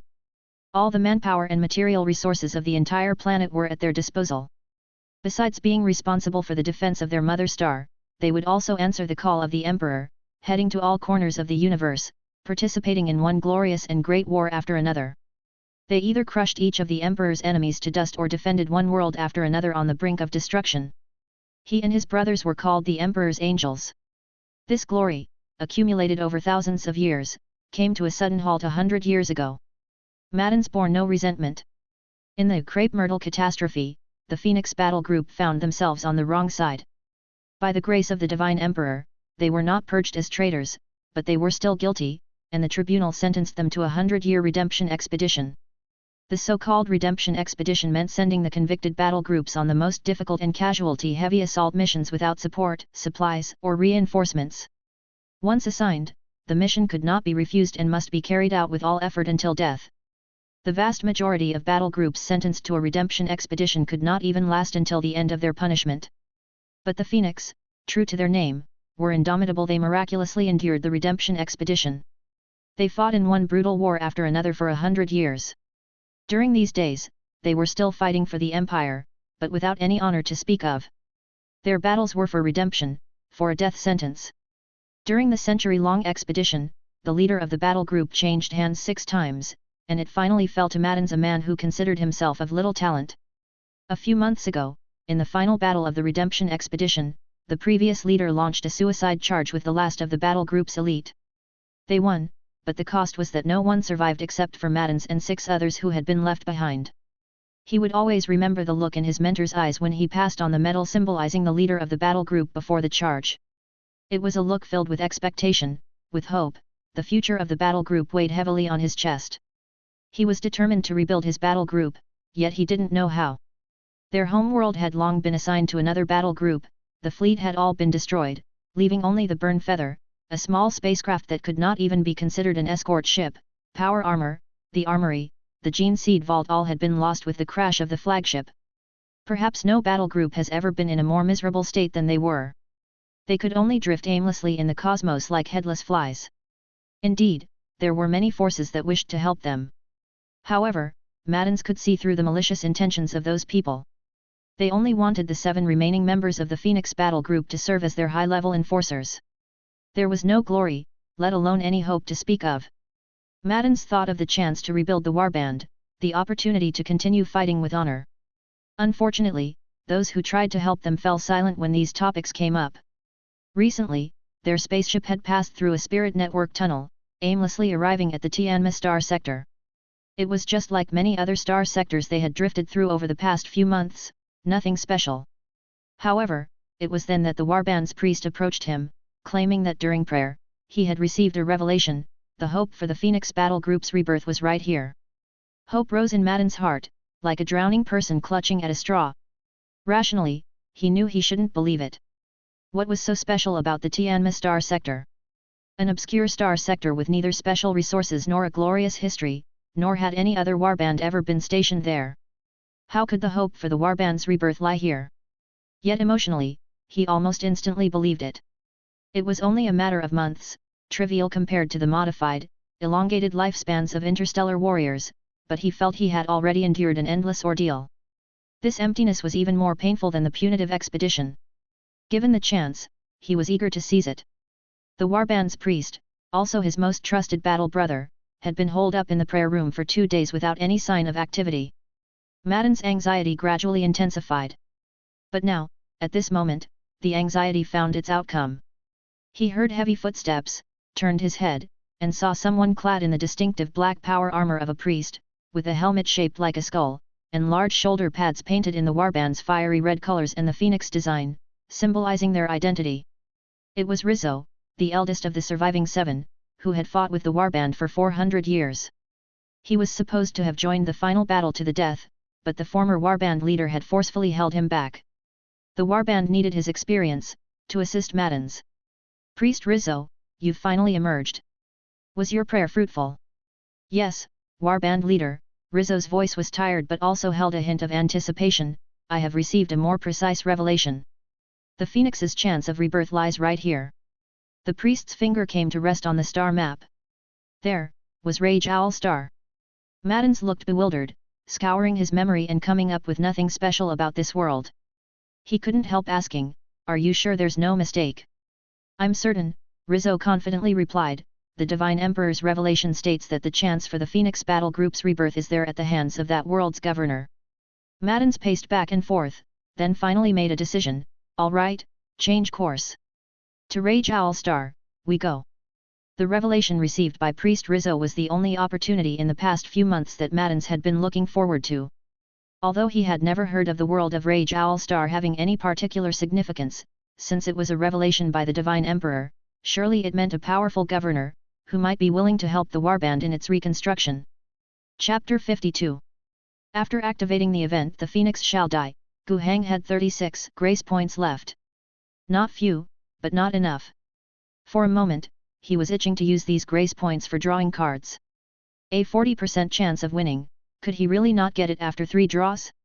Impossible. Absolutely impossible. But in the end, he chose not to do it.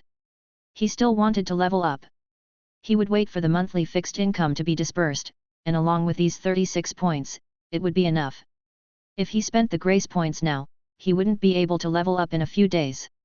Finally, he suppressed the urge to draw cards. After Gu Heng had sorted out the various system functions, he had also rested quite well. Although his head still hurt a bit, it was much better compared to when the battle had just ended. This also reassured Gu Heng quite a bit. It seemed that the previous depletion of his spirituality was not severe and didn't affect his foundation. Leaving the combat vehicle, the work of cleaning up the battlefield continued. The soldiers had collected a large number of monster corpses, or the remnants shattered in the battle. There was too much to transport in one go, so the leftovers were piled up to be transported later. These were all raw materials for the synthetic starch production line. In other places, corpse starch might be a dark term, but for Gu Heng, it seemed literal. Despite the fact that people starving in the wastelands might not care about this, as long as they faced no illness or not too severe an illness from eating it, anything was better than hunger. But Gu Heng still strived to keep this information concealed. It wasn't entirely secret, but he definitely wouldn't promote it actively.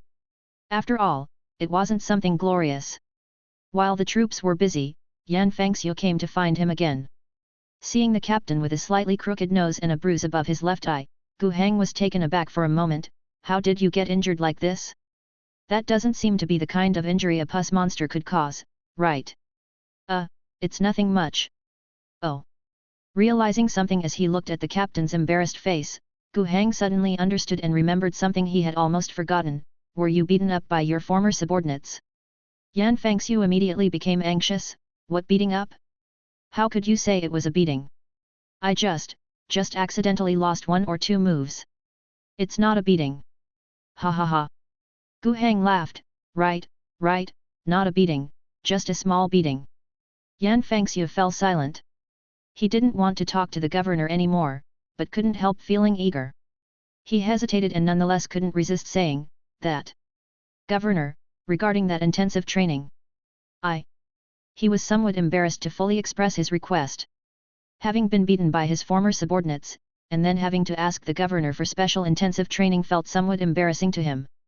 Gu Heng patted Yan Fangxiu on the shoulder and said, how could I refuse such a small request?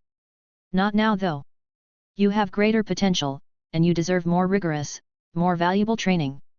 Yan Fangxiu's eyes lit up. Thank you, Governor. Don't be hasty to thank me, but let me be clear, with gains come sacrifices, nothing in this world comes without a price. If you want to receive my grace, you should serve me with even greater sincerity. Yan Fangxiu understood Gu Hang's meaning. But he dared not agree. He was a member of the Imperial Navy, his future still lay in the stars and the vast ocean. Should he transfer allegiance to a planetary governor and join the Planetary Defense Force? There is a disparity here. The Imperial military system is roughly divided into three parts: the Imperial Navy, the Imperial Star Realm Army, and the Planetary Defense Force, PDF. The first two are direct Imperial forces with relatively higher status, theoretically taking commands directly from Central Empire and receiving supplies from it. As for the PDF, it's just a planetary-level defense force, established and led by the planet's governor. The Empire does not take care of the training, equipping, or supplying of the PDF, but sometimes it would draft the PDF into the Star Realm Army, or when Imperial taxes evaporate. Often in intense interstellar wars, the PDF would also be used as cannon fodder by the Empire's main forces. Would those Navy big hots even deign to glance at the Star Realm Army's grunts, let alone a mere PDF? Compared to a captain in the Imperial Navy, who would be stupid enough to choose the former? But what if it were a general from the Planetary Defense Force compared to a Navy captain? Well, that's not so easy to say. A captain from the Navy Marine Corps, like Yan Fangxiu, at his peak, only commanded a special marine company, with just over 100 men. Now, he has even fewer, only 30. But if he became a general, he might be able to become a pivotal figure on this planet. But could he really become a general? Relying on the governor would mean betting everything on this one person being able to win. Yan Fangxiu was a bit hesitant to wager. He wasn't a barefooted man, unlike the native residents on Rage Owl Star. Watching Yan Fangxiu, who was caught in a dilemma, Gu Hang did not press him. He smiled and patted Yan's shoulder, saying, "Don't rush, there's still time. You don't have to make a decision now. No matter what, you are my subordinate right now, you follow my orders. As for the future, I believe when it comes, you will make your decision." Yan Fangxiu breathed a sigh of relief, looking at Gu Hang with gratitude. Thankfully, the governor didn't force him to make a choice right there and then. He was afraid of choosing wrongly. "All right, let's not talk about this anymore. What do you need to see me for?" "Actually, there is an important issue. A contingent from Revival City has approached our location. They seem to bear no hostility, and the person leading them claims to be the grandson of Lambert Hodgson from the Alliance Council, coming to ensure the governor's safety." Gu Hang wore a strange expression, his tone somewhere between sarcasm or sigh. "A force from the Alliance Council. Whether they come with ill intentions or indeed to protect me, their arrival is a bit too late. What should we do now? Drive them away?" "No," Gu Hang waved his hand dismissively, "the affair has concluded. I'm curious to see what they really want. Take the 3rd Battalion up there, disarm them all, and then bring them here. The battlefield needs more people for cleanup, and I also want to meet this grandson of the council chairman to see what news he brings me." "Yes." Yan Fangxiu went to work. He didn't keep Gu Hang waiting long, and soon he brought the people. About 500 soldiers, empty-handed, and honestly started cleaning up the battlefield, moving monster corpses alongside Gu Hang's own warriors. Also, a young man dressed in military attire was brought before Gu Hang. "Lambert Hodgson," Gu Hang read his name. The young Lambert saluted Gu Hang and greeted loudly, "Good day, Excellency the Governor. Why have you come?" "I have come to protect the Governor. Does your grandfather know you are here?"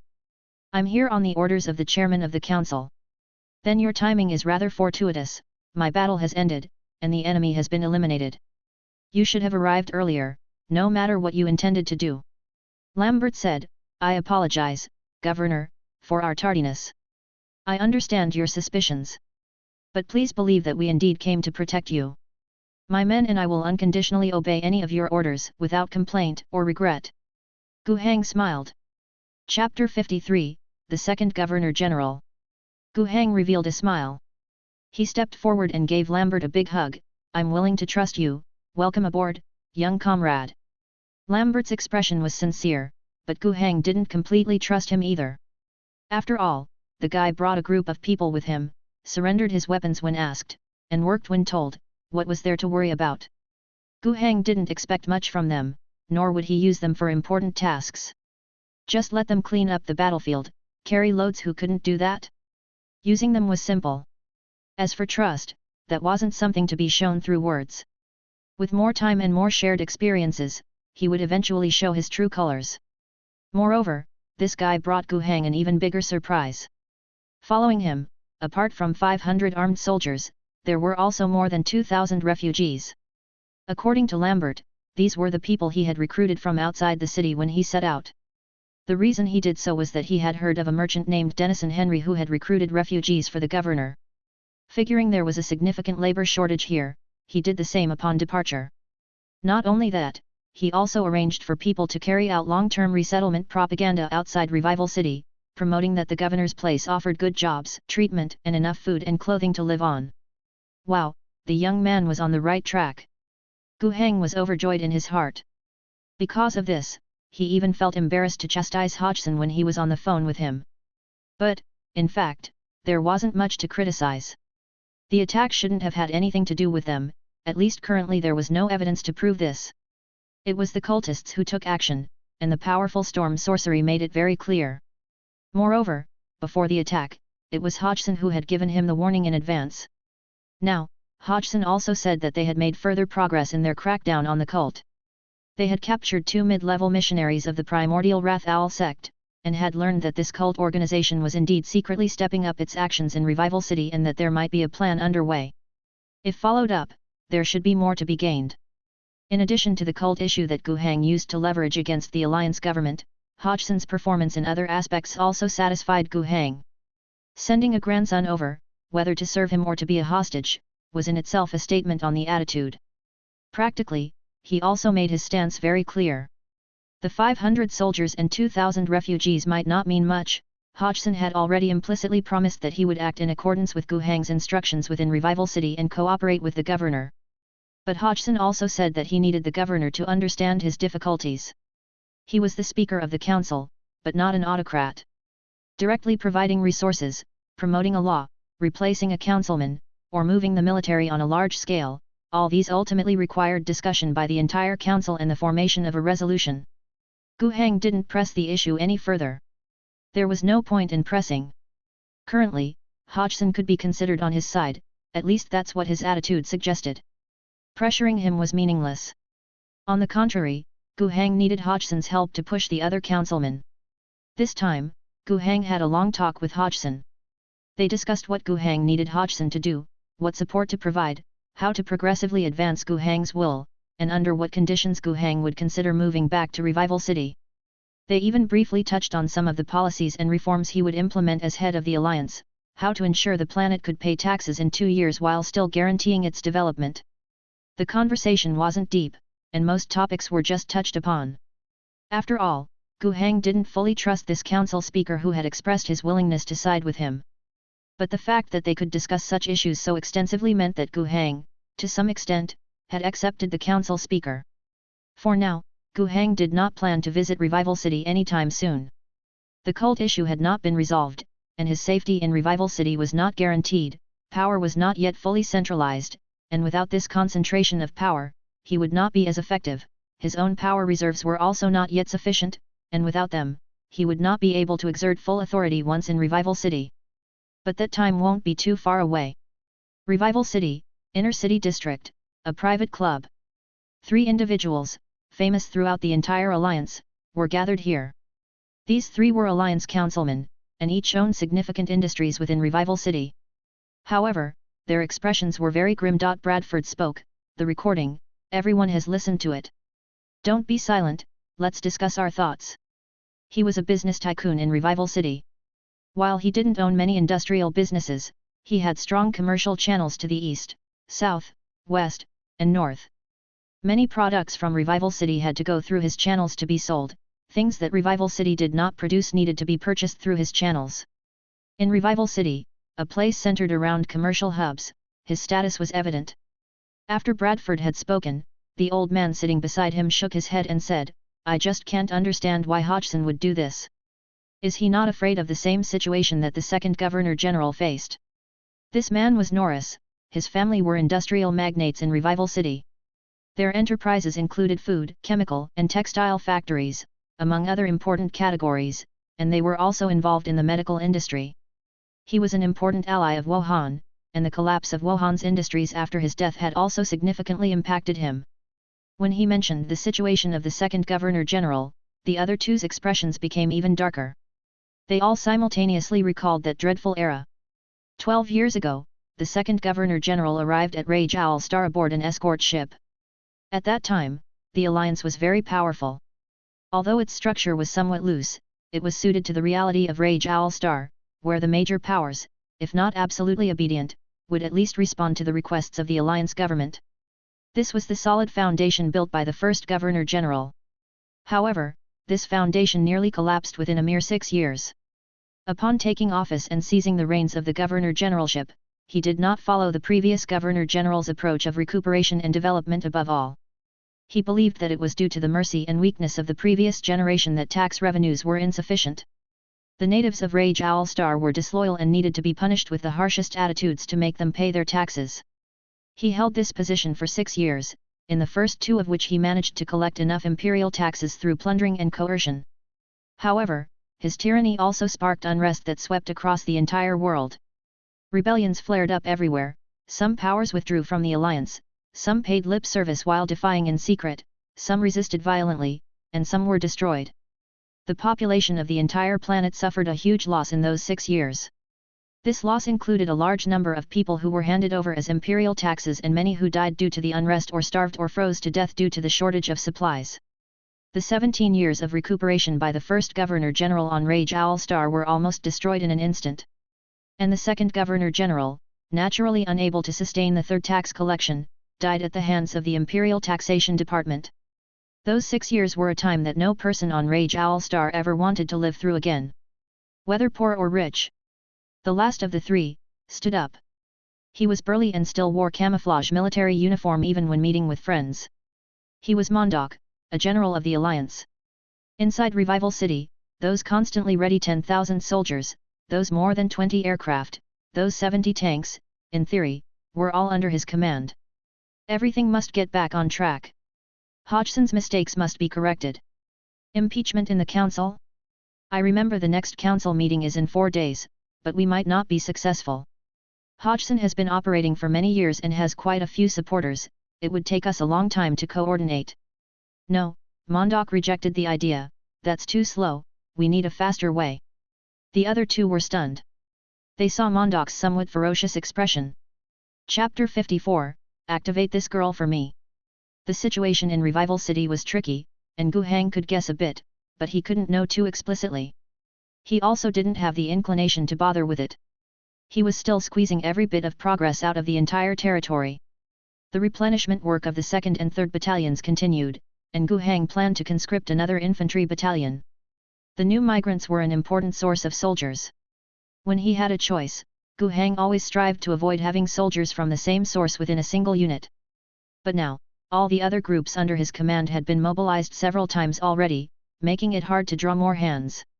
Therefore, Gu Hang simply took the 300 newly conscripted soldiers, spent 3 points of grace for their initial training, then drew some veterans from the 2nd and 3rd battalions and mixed them into the 4th battalion. By now, the total population under Gu Hang's command had reached 8,000, with 1,100 soldiers. The manpower gap was still large. However, the preparations made by Hodgson and his grandson were gradually beginning to have an effect. Apart from the over 2,000 migrants who arrived with Lambert, everyday migrants kept coming in trickles, drawn by the propaganda about the governor's camp, bringing their families along for the migration. This allowed Gu Hang's forces to grow by a few dozen to a couple hundred people every day. Though it was not quite quenching the thirst, having a steady supply of water was a good thing. One by one, smelting furnaces were being produced by the Black Box Mother machine and sent to the abandoned cave society, carts of calcined lime, metal scrap, and metal ores were transported from Rubbish Town and delivered into the smelting factories. The alloy steel fabricated at the abandoned cave society was partly sent to Revival City to be sold through Denison Henry's channels, partly remained at the abandoned cave society to be fashioned into armored vests, prioritized for the governor's newly conscripted soldiers, but also partly sold in Rubbish Town. Another part of the alloy steel entered the newly established G9 gun family workshops, being processed into various parts before being assembled again. The G9 gun family had gradually begun mass production within Gu Hang's territory, no longer relying solely on production from the mother machine as before. The population of the abandoned cave society had even surpassed that of the governor's camp. Heavy industry was like a black hole for population. It seemed as if no matter how many people were thrown into it, it could consume them all. Here at the governor's camp, however, the development of light industry was not as rapid. The textile factory and the synthetic starch factory had started operations. But the latter did not have enough machines, and the technicians who had come down from the starship had not yet cracked the way to manufacture the synthetic starch machines based on the current industrial foundation. Currently, only 2 production lines were operating. The former, in theory, should have been able to absorb a lot of people, but according to the plan, the heavy industry of the abandoned cave society had a higher priority when it came to recruiting workers, which meant that the textile factory here could only recruit female workers. Even many of the female workers had gone to the abandoned cave society. Meanwhile, there was also a high demand for construction workers in both places. Factories needed expansion, residences needed enlarging, and besides these, structures like shops, distribution centers, canteens, schools, and administrative bodies, all required construction. And the corresponding facilities needed more people to fill them. Population, and still population. The unemployment rate within Gu Hang's forces was nearly 0. This also meant that every citizen who arrived at the governor's camp was warmly welcomed. The heads of factories, production lines, and departments were scrambling to recruit people. Men went to the factories, women to the textile mills, children were taken care of collectively, with educational institutions, even the elderly who could still walk were always given some work to free up another labor force. At a time when the forces under him were running as if wound up by a spring, Gu Hang also welcomed the settlement of his second month after arriving at Rage Owl Star. Current grace points, 88. Monthly fixed income, 56. Governor's temporary camp, 17/Terra month. Abandoned cave society, 39/Terra month. The fixed monthly income was distributed. Previously, he had 36 points of grace left. After replenishing troops for the second and third camps and establishing the fourth camp, a total of 400 new soldiers needed training, which cost 4 points of grace. With the 56 points issued this month, the total was now 88. Here in the monthly income figure, the development speed was quantitatively compared. About half a month ago, this number was just over 20, and now it had more than doubled. This was already the limit under the current population size. To increase it further, a significant rise in population was necessary while still maintaining an extremely low unemployment rate and a relatively high production efficiency. With this in mind, Gu Hang looked at the hundreds of thousands of impoverished people outside Revival City and felt it was a sheer waste of resources. With this scale of population, what a terrifying figure it could be if everyone was utilized to their full potential. To let them suffer outside the city from unemployment, hunger, and cold was an immense loss. However, coming back to the development of his own power, Gu Hang felt that his thinking had expanded after meeting a certain individual. That person was named Ozania. It was after the battle in the alien woodland that he noticed her appear on the hero interface, a person who could be awakened as a hero. Initially, Gu Hang thought that this girl, who did not seem like a warrior at all, might possess some spiritual energy talent and could awaken as a spiritual energy wielder after being activated in the hero interface. Spiritual energy talent was 1 in a million among the human population. But after all, he had 8,000 people under his command, wouldn't it be reasonable for one to emerge? But after meeting her in person, Gu Hang was initially a bit disappointed.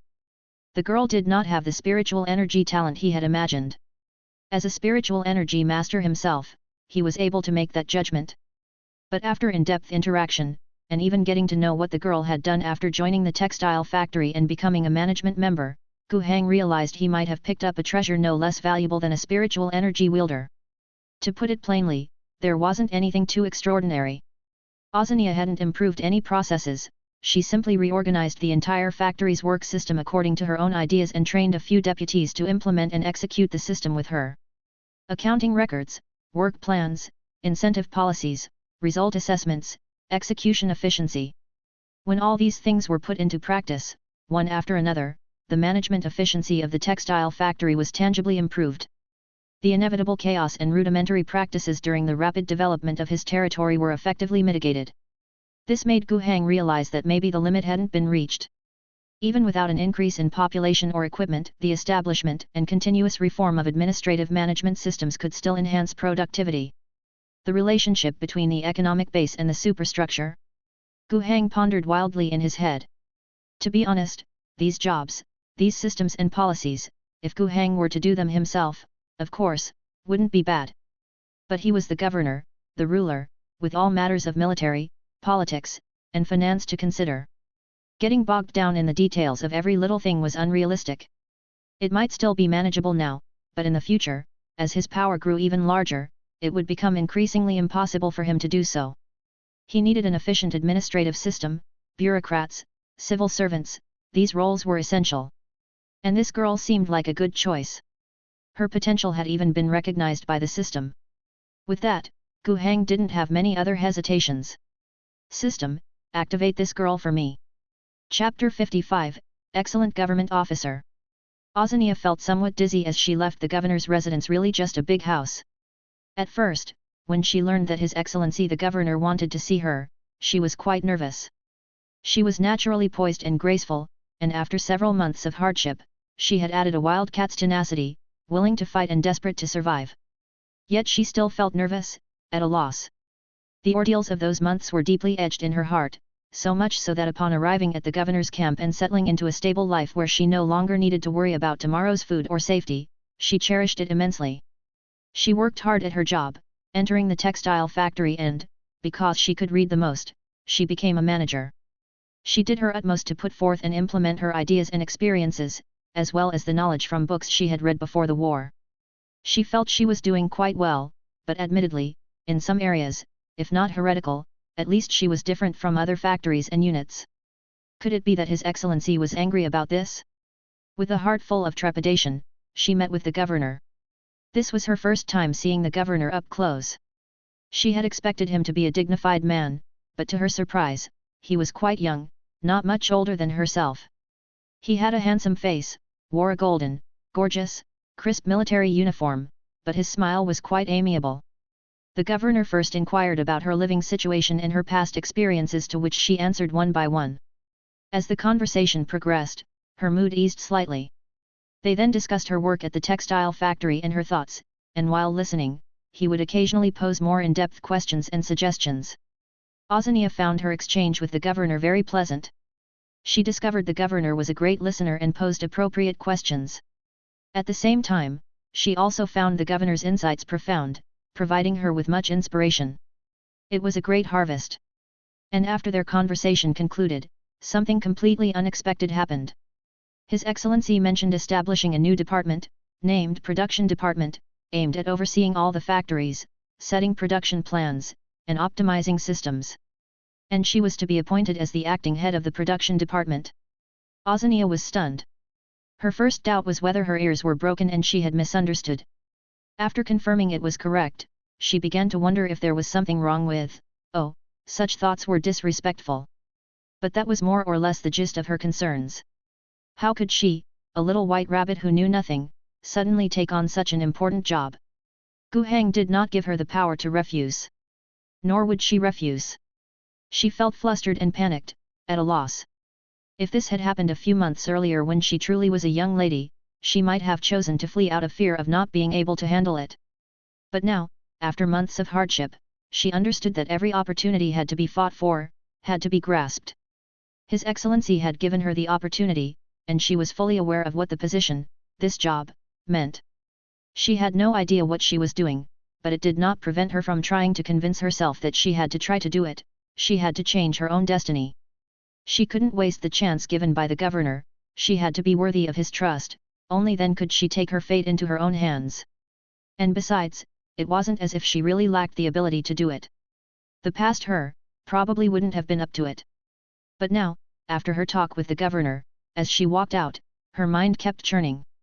His words seemed to have turned into some strange, massive, and useful knowledge. Many things that previously stumped her, that she didn't know how to handle, now seemed to click, and she was able to find suitable methods to deal with them. Many areas that she thought were well handled before now seemed to have better solutions to improve the outcomes. She had sensed this during her conversation with the governor. He wasn't quite sure why that was the case and casually expressed his wonder. Then he saw the governor reveal what seemed to her a rather strange smile. Under normal circumstances, perhaps this is the Emperor's revelation. This is your revelation, she complimented thus. Gu Heng burst into laughter at the time and waved his hand dismissively, please don't say that. I can't shoulder such a responsibility. Hero activated, Ozania, N. Level, LV1. Physique 4, Spirituality 5, Command 7, Politics 9. Trait. Excellent civil servant, skilled in statistics, arrangement and planning of political and economic affairs. Placing her in a suitable position can enhance administrative efficiency. Politics +1. Looking at the N, Gu Heng had an awkward expression. Above the N, shouldn't there be R, SR, SSR too? Turns out this wasn't some farming system, nor was it a war system, but a gacha system, right? And it even includes elements of character development. So far, 3 features with a random element had appeared in his system. Gu Heng complained inwardly. However, being able to activate Ozania was quite good. It was even more valuable than activating Yan Fangxiu.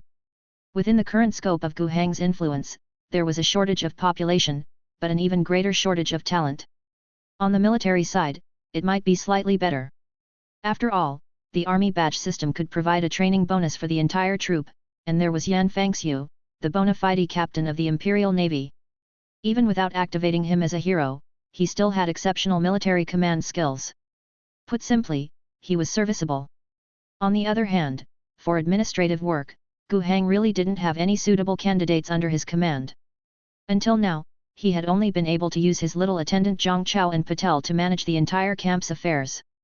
This was a lot of pressure for both of them. Zhang Chao did a passable job, without any major mistakes, but that was also because Gu Heng did not have many expectations for him. If there were any further demands, it would likely be too much for Zhang Chao to bear. Additionally, Patel, the former leader of the abandoned cave society, was currently in charge of their heavy industry conglomerate. He was learning while doing the job, and his past experience was far from sufficient to deal with the various emerging issues during the rapid development of the abandoned cave society's heavy industry. He was working hard, but it was also tough, and even with such efforts, it was very difficult to elevate his own skills to the necessary level. Now that he had Ozania on his team, Gu Heng could be a little more at ease with the administrative work. As for promoting someone to such an important position so quickly, which might seem like rushing things and, in the future, possibly leaving no room for promotion, that was possible, but Gu Heng didn't have the luxury to worry about that now. First solve the immediate problems, the right way to use people, later, will do. Chapter 56, Draw Cards. Engine. In the process of activating Ozania as a hero, Gu Heng also discovered a hidden mechanism within the system. It seemed that the individuals who could be turned into heroes were not fixed. Ozania had not been at his camp from the very first day, but it was only after she exhibited exceptional abilities that the system detected her potential and determined that she could be activated. Then, as people like Patel and Zhang Chao gained more work experience and improved their insights, was it possible that their potential could rise and they could become candidates eligible for activation? Even Ozania, who was initially designated as the lowest N rarity, could there be a chance for her potential to increase in the future? Gu Heng felt it was very likely. The real world was not a game, people change. Those with outstanding talents might fall short, and those with less talent might one day have a sudden epiphany. All of this was unpredictable. After spending 10 points of favor on Ozania, Gu Heng still had 78 points in hand. Without a doubt, he spent 50 points directly on himself. Level up. Level up successful, physical attribute +1, spiritual attribute +1. Please choose one new talent from among physical, spiritual, command, leadership, and unique directions. Gu Heng, as usual, tried clicking on unique, but nothing came of it. With no other choice, Gu Heng could only take the path laid out before him. What to choose? He had already made up his mind it was still the spiritual path. Telekinesis control, you can now use spiritual energy to directly manipulate physical objects. Spiritual +1.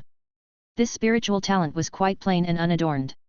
Gu Heng remembered that many psychic casters had their psychic talents manifest in this way, which was quite conventional. But conventional didn't mean weak. On the contrary, it was a very powerful talent, especially when a psychic caster's own spiritual strength was sufficiently substantial.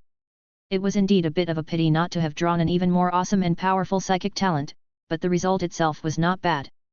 Subsequently, his overall attributes became as follows. Hero, Gu Heng, Faction Leader, LV3, insufficient experience to level up. Physical, 9, spiritual, 17. Traits: Psychic Caster, Governor of Rage Owl Star. Talents: Protective Spiritual Energy, Telekinesis Control. A special note on attributes: Gu Heng had now figured out that the average level for a healthy average person was around 5. Take Ozania as an example. She was somewhat frail, had normal spiritual energy similar to an average person, had decent command ability fit for leadership, found military command challenging but could manage logistics without much trouble. Her highest attribute was political, making her more suitable as a high-quality civil servant. Gu Heng's own traits, however, did not display command and political points. It seemed the system was reluctant to quantify his abilities in these two aspects. On the other hand, his physical and spiritual abilities, being objective, would each increase by 1 point with every level he gained. Every point represented approximately a 1.5 times growth. Now, his physical attributes, from strength to resilience to neural response speed, a range of abilities, together, were approximately 5 times that of an ordinary person. And his spiritual attribute had reached 129 times that of a normal person. If before, his total spiritual strength could only be considered that of an excellent psychic caster, now it could be regarded as powerful. Who isn't a master of spiritual energy now? Gu Heng was quite satisfied with this. If he were to go back to the battle in the alien forest a few days ago, it would become incredibly easy. When those 3 cultists rode out of the woods on their storm birds, he could have crushed the trio mid-air, without having to wait for them to get within a certain range as he did before, or rely on the elite land troops that had been enhanced to assist him. In fact, he had almost figured it out by now, things like spiritual talent were just icing on the cake. What truly made a decisive difference was the spiritual attribute itself. This factor determined the overall strength of spiritual energy. As long as it was high enough, even the most rudimentary methods of use could be decisive at critical moments. A single stroke of strength defeats 10 sessions of training, that's the idea. Having completed his self-improvement, Gu Heng still had 28 points of grace left to spend. After some thought, he couldn't resist and spent them on drawing a technology card. This time, with a 40% chance, he struck gold on the first try. Gu Heng let out a long sigh of relief. If he had missed twice in a row, he would have called the police. He couldn't wait to see what the newly drawn technology was. Basic technology, whetstone hybrid engine. The most frequently used engine within the limitless boundaries of the Empire world. It can adaptably utilize a variety of power sources including diverse types of biofuels, fossil fuels, and batteries. Configurable and scalable, while not advanced or powerful, it's remarkably versatile and is seen in countless Empire worlds. Gu Heng was ecstatic. Technology cards always bring out the good stuff. Given the current ragged state of the forces under his command, it seems that anything drawn would be impressive. But regardless, the whetstone engine still had an irreplaceable role. As the system description says, this thing is not exactly cutting edge. At least compared to those mighty engines that utilize matter reactors, energy crystals, or super-compressed energy sources, it falls far short. But if Gu Heng were given one of those high-end engines, he wouldn't be able to use it. He had no access to adequate, quality nuclear fuels, couldn't mass-produce energy crystals, let alone super-compressed or spiritualized energy sources. And even if he had these advanced energy sources, they would be of little use. These more powerful sources of energy are used in power armors, titan mechas, mobile fortresses, and various starships. Gu Heng couldn't build any of that. The low-end properties of the whetstone engine were just right. Its most outstanding feature was its indifference to the type of fuel used. Hook it up to a battery, and it works. Fill it with diesel, gasoline, or kerosene, and it works. Toss in some biomass fuel, throw in some firewood or crops, which after pyrolysis or gasification produce liquid or gaseous fuel, and it still works. Moreover, its range of application is very wide. It can be configured to be small, rudimentary, and durable like a tricycle, or a bit larger and more powerful for making tanks, or even larger, set up as a power group to drive cargo ships, or made lighter and of higher quality, with better fuels, to serve as an aviation engine. It's incredibly suitable. With it, the construction machinery and vehicle manufacturing industries under Gu Heng's command have found their solution. He had been thinking that, as the territory developed and transportation demand grew, the brute oxen strength he had extorted from Revival City and subsequently commandeered during material transportation was becoming increasingly insufficient, and he was considering where to get some more oxen. Now, he need not worry about that anymore. Who still uses outdated animal power? At most, it would be used in some rough terrain where vehicles couldn't run, to make some use of the remaining heat. Chapter 57, The Curious Engineer. Having an engine doesn't mean you have a car or construction machinery. Chassis, moving parts, suspension systems, transmission systems, body design, control systems. To build a good car, many things are needed beyond just the engine. However, the issue of quality can be solved later. Having an appropriate power source marks the beginning of everything. To put it bluntly, if you take alloy steel to make a frame, a transmission rod, some wheels, and create a running tricycle, then pull a flatbed cart behind it, it's already a big step forward from relying on human or animal power.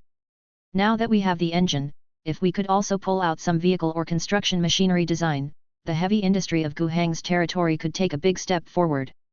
Before that, Guhang planned to first find someone to design a simple, functional vehicle to improve transportation efficiency, and incidentally, to explore some export possibilities.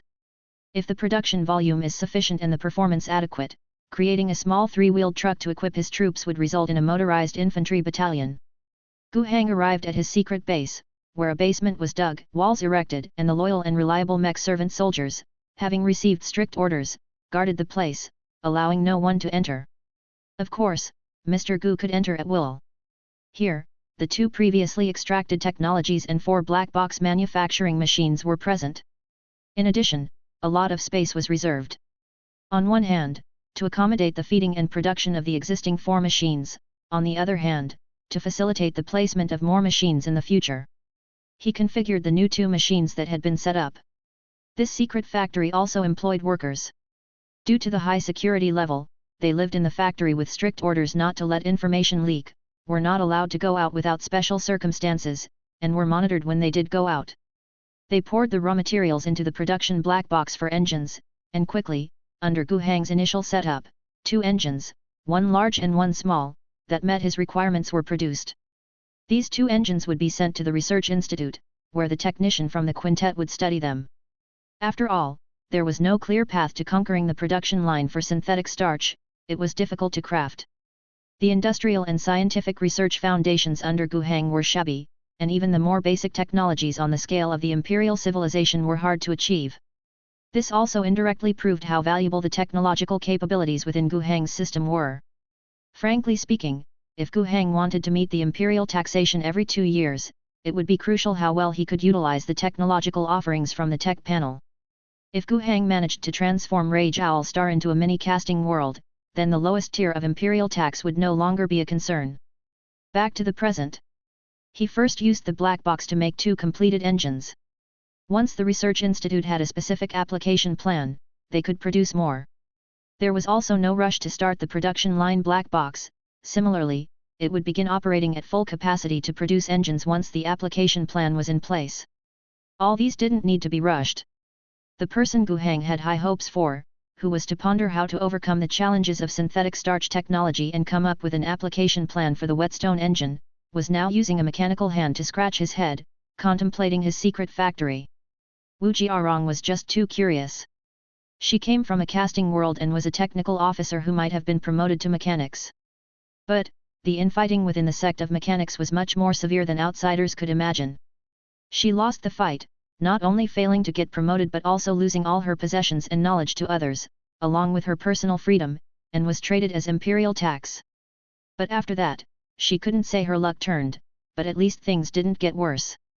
She was at least a technical officer and not a slave worker, and when the Tianma fleet needed more personnel, she was thrown onto the quintet, where she remained for 10 years. She had already resigned herself to that fate. Having left the casting world and the system of the sect of mechanics, she was unlikely to have any room for advancement anymore.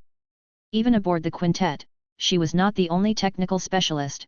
Several tech priests were present, but it was difficult for her to be taken on as a student and have the chance to be taken off the starship and develop further in the future.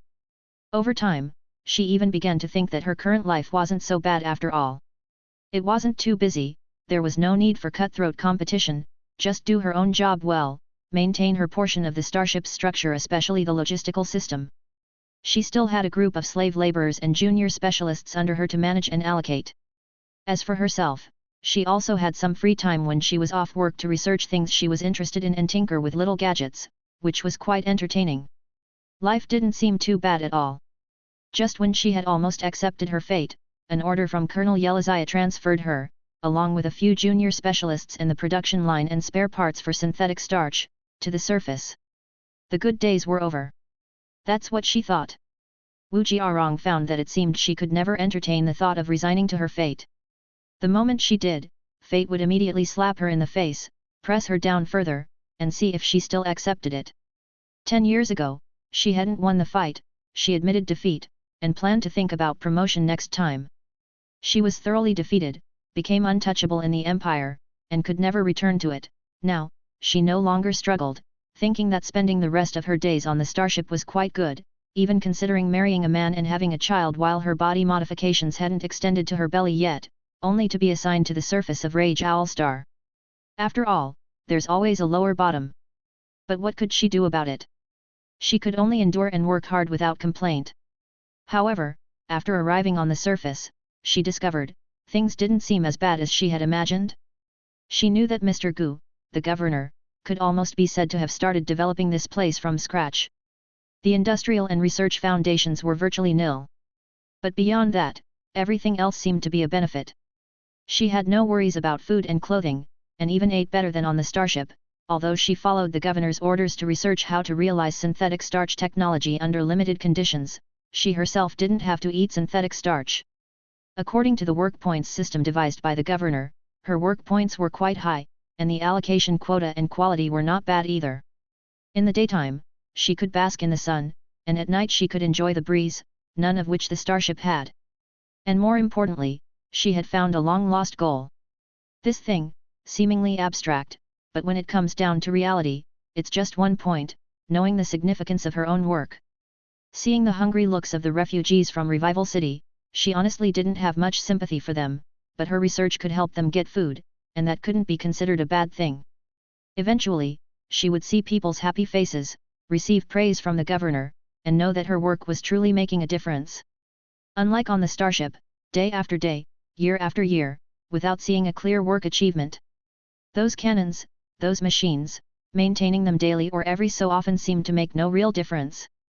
Besides, the task of synthetic starch given by the governor was quite interesting in itself.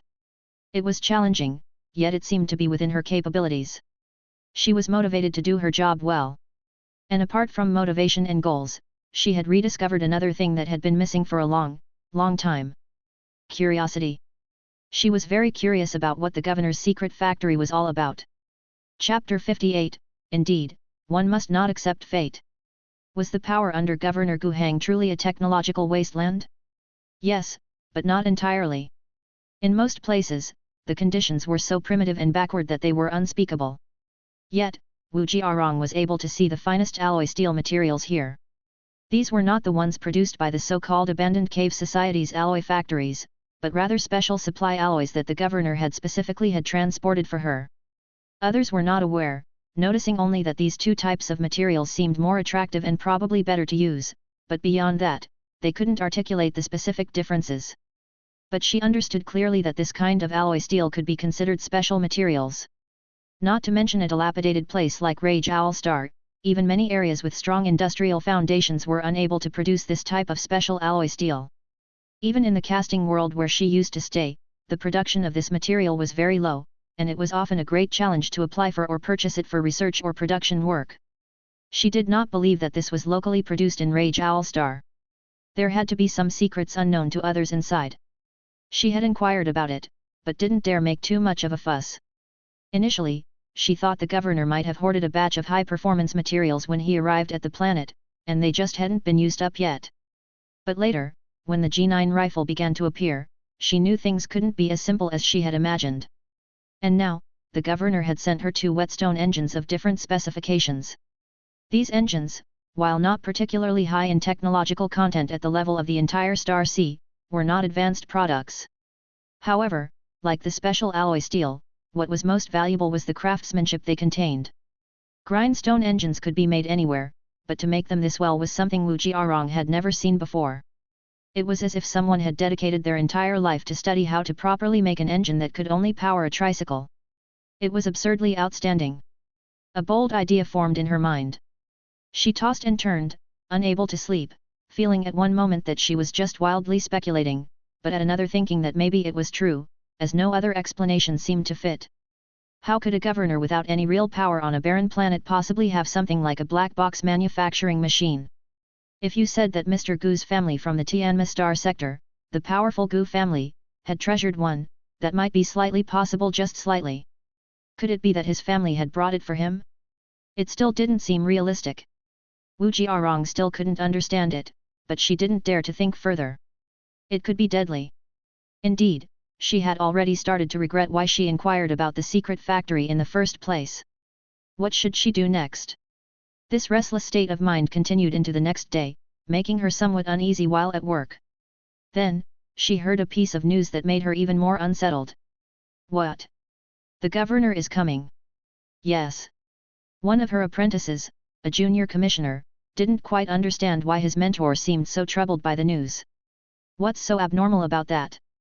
Seeing the apprentice's confusion, but having no desire to explain, Wu Jiarong said nothing. What could she say? That your mentor suspects she's stumbled upon the governor's secret and now fears he might silence her? She could only hurry to prepare. Truth be told, the new assignment given by the governor for her to come up with 2 schemes to utilize the large and small whetstone engines was not difficult. With her expertise in the provision of excellent materials, designing 2 operational vehicles was quite easy. However, time was short and recently she had been restless, so she hadn't been able to work on it properly. The governor was coming soon, and she had no other choice. She couldn't just say she hadn't done anything lately. She gripped at straws, hoping that even if she couldn't present a design plan immediately, at least when Mr. Gu asked later, she would have some thoughts and a few sketches to show. As it turned out, her advance preparation was indeed valuable. When Governor Gu Hang arrived, she could talk quite freely, and she could present small parts she had just crafted by hand with tools, along with the design diagrams, discussing her ideas. At first, she was somewhat stuttering because the thing she hastily brought out felt a bit rough to her, only just runnable at best. But as she saw Governor Gu Hang continually nodding, she gradually relaxed. I still have standards, after all. Mr. Gu's requirements aren't that high. With her mood lightened, she was able to more effortlessly exhibit her technical prowess to the governor. This one aspect was her only source of pride since arriving on Rage Owl Star. In the past, whether in the forging world or on a starship with technical priests, her technical level was nothing to mention. Only on the surface of Rage Owl Star was she truly unique. As she watched Governor Gu Hang continuously nodding and listening intently, Wu Jiarong's mood improved even more. She even began to feel that leaving the starship for the surface might not be such a bad thing. Here, nobody could overshadow her. She was the most trusted technical staff by the governor, of course, that was because nobody could compete with her. But wasn't that a good thing? Why join the chaos with other technical giants when she could reign supreme and lead? Just as she entertained such thoughts, Gu Hang spoke again. Specialist Wu, I have another question. Please, Mr. Gu, any doubts you have, I can certainly help you with, Wu Jiarong confidently offered. Why are you so curious about the secret factory? Wu Jiarong felt as if plunging into an ice cave. Her only thought now, one really shouldn't resign oneself to fate. Every time she resigned herself, it never ended well. The last thing she wanted to face still happened. At that moment, she couldn't even remember the various excuses she had agonized over when anticipating interrogation. Seeing Wu Jiarong flustered and at a loss for words, Gu Hang revealed a gentle smile instead. Specialist Wu, don't be so nervous. You have some speculations, right? Just speak your mind. Hearing Gu Hang ask in such a manner, Wu Jiarong seemed to deflate. Yes. The black box manufacturer is in your secret factory, isn't it? Indeed, it is, Gu Hang admitted with a smile. Wu Jiarong received the answer to the question she was so curious about, confirming her speculation. But under the current circumstances, she didn't feel happy at all. Wu Jiarong sighed deeply, I wish you hadn't told me that. You could have just told a simple lie, and I would have believed it. But there was no need, right? Gu Hang said as he stood up and looked out of the window, look at this place, just 2 months ago, it was still a wasteland. And now, it already looks like a town. The abandoned cave society farther away, you've seen it too, is thriving even more. Perhaps to many people, this doesn't seem like something a governor should be doing, but I am convinced that I am on the right path. Here, I want to create a seed that will eventually take root and sprout throughout the entire Rage Owl star. The future I envision is a Rage Owl star with production power as strong as the Forging Worlds, with a living environment like the Garden Worlds. At this point, Gu Hang turned his gaze back to Wu Jiarong. Do you believe in it? Chapter 59, From the Golden Age. Do you believe it?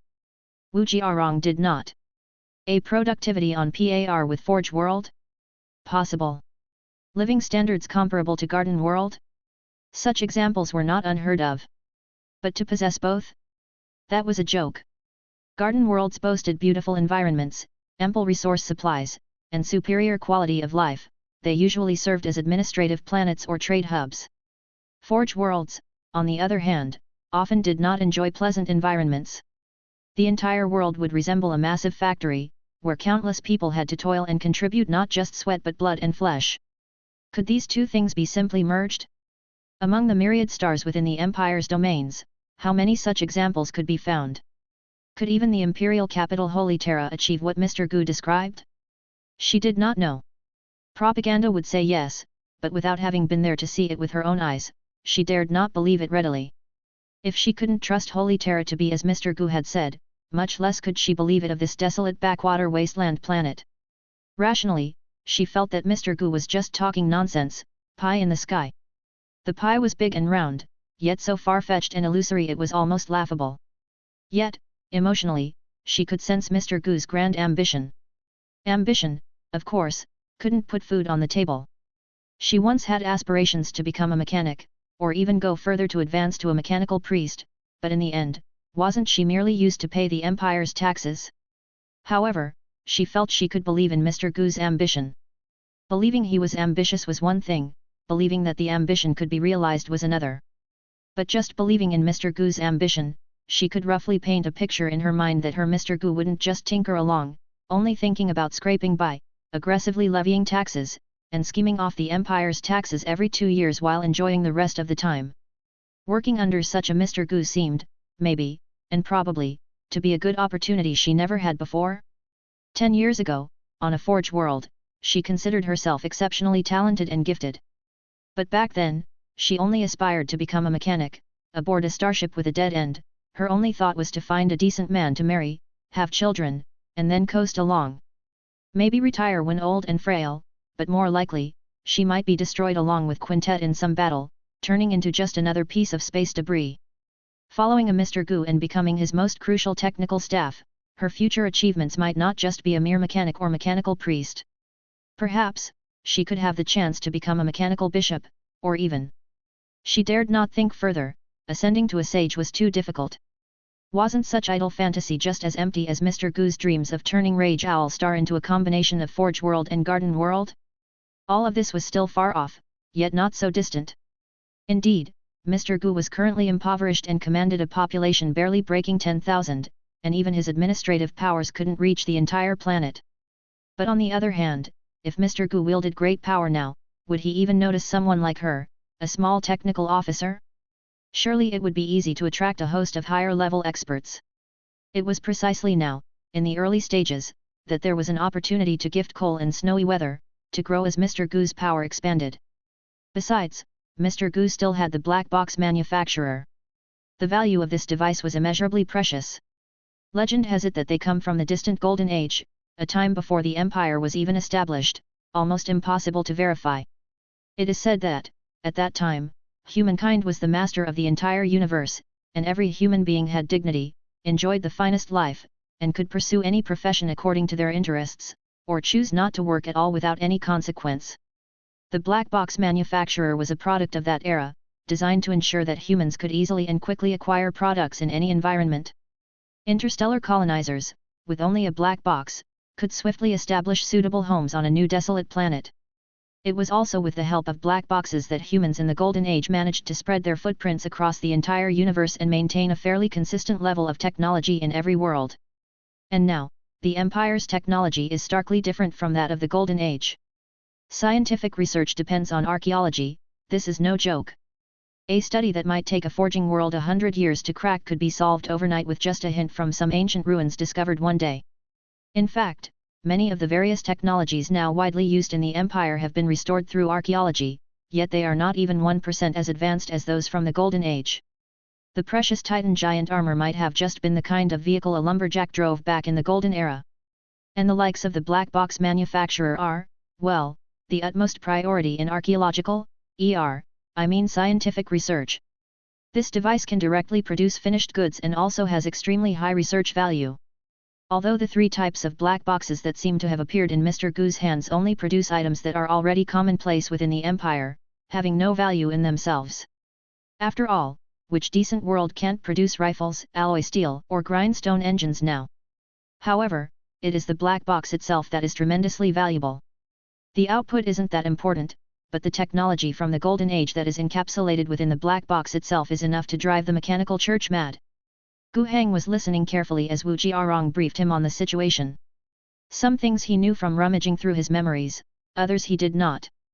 These messages were important, but perhaps not so crucial. According to Wu Jiarong, he had virtually dismissed the idea of selling black box manufacturers. It's not that he couldn't sell them at all, after all, it would take effort for others to forcibly take them. Buying them could also be seen as a more efficient approach. However, Gu Heng would not sell them. It was too dangerous. Compared to the sect of mechanics, whose power is immense across the entire empire, he, a mere governor, was insignificant. What's more dangerous was that if he sold a few units, wouldn't the mechanical church keep an eye on him? Desire to acquire more? Or eager to find out how exactly he obtained the precious black boxes? As for why this wasn't such an important matter, it's because Rage Owl Star was too remote, too inconspicuous. It was difficult for anything that happened here to reach the ears of the sect of mechanics. For now, Rage Owl Star's interstellar communication was solely with Quintet. If the news wasn't leaked to the skies, it's as if it never happened. Moreover, Gu Heng wouldn't ignore the essentials and chase the trivial, not using the black boxes when he had them. He had been cautious before, but inevitably, some things would slip through the cracks as long as they were put to use. In the future, he would be even more careful. At the same time, he also needed someone to lend him a hand. Gu Heng's gaze turned towards Wu Jiarong, filled with expectation. Chapter 60, Technology Tree Planning. Today, one thing that delighted Gu Heng in his exchange with Wu Jiarong was the attitude of this female technician. Although she didn't answer his previous question about whether she believed or not, she expressed her stance through her subsequent explanation. And in the end, the meaning became even clearer. If Mr. Gu trusts me, I can work in the secret factory. That will be your research and development center, where all your future technological outputs will have a plausible explanation. Wu Jiarong's attitude was modest. Gu Heng looked at her, full of smiles. Very good, I am very satisfied with your suggestion. I hope you can fulfill all that you have promised, and I, in turn, assure you to get what you desire. Wu Jiarong felt a jolt in her heart but soon calmed down again. She was confident that Mr. Gu had understood the implication of her words. Working in Mr. Gu's secret factory would indeed allow her, in the future, to attribute all exceptional outputs to herself. On top of the regular secrecy mechanisms, by creating an illusion of a talented technical master working for Mr. Gu, it would be a good rationale for the outputs of the secret factory or rather the future Wu Jiarong Research Institute. Thus, if outsiders wanted to uncover this secret, they would first have to break through the confidentiality measures and methods, and then they would see her. Only after dealing with her would they be able to discover the secrets of the black box. The level of security was greatly increased. But at the same time, she could gain even more. She would become Mr. Gu's most important technical advisor. Even if more outstanding technical experts were to arrive in the future, she wouldn't have to worry about being replaced. Even if she did nothing, a continuous stream of technical knowledge would be attributed to her, and various technological achievements would be credited to her mind, especially as Mr. Gu's territory developed and more and better new technologies emerged. She might truly become a sage while lying down and doing nothing. Moreover, being able to closely study the black box technology from the Golden Age was something the past her could not even imagine. With her former status, she could never have had access to such top-level research materials. She knew she wasn't capable of dismantling the black box and comprehending what was inside. The sect of mechanics, with so many top sages, hadn't figured it out, so she, a mere technical staffer, was even less likely to understand it. But what if she could gain even a little bit of insight or inspiration?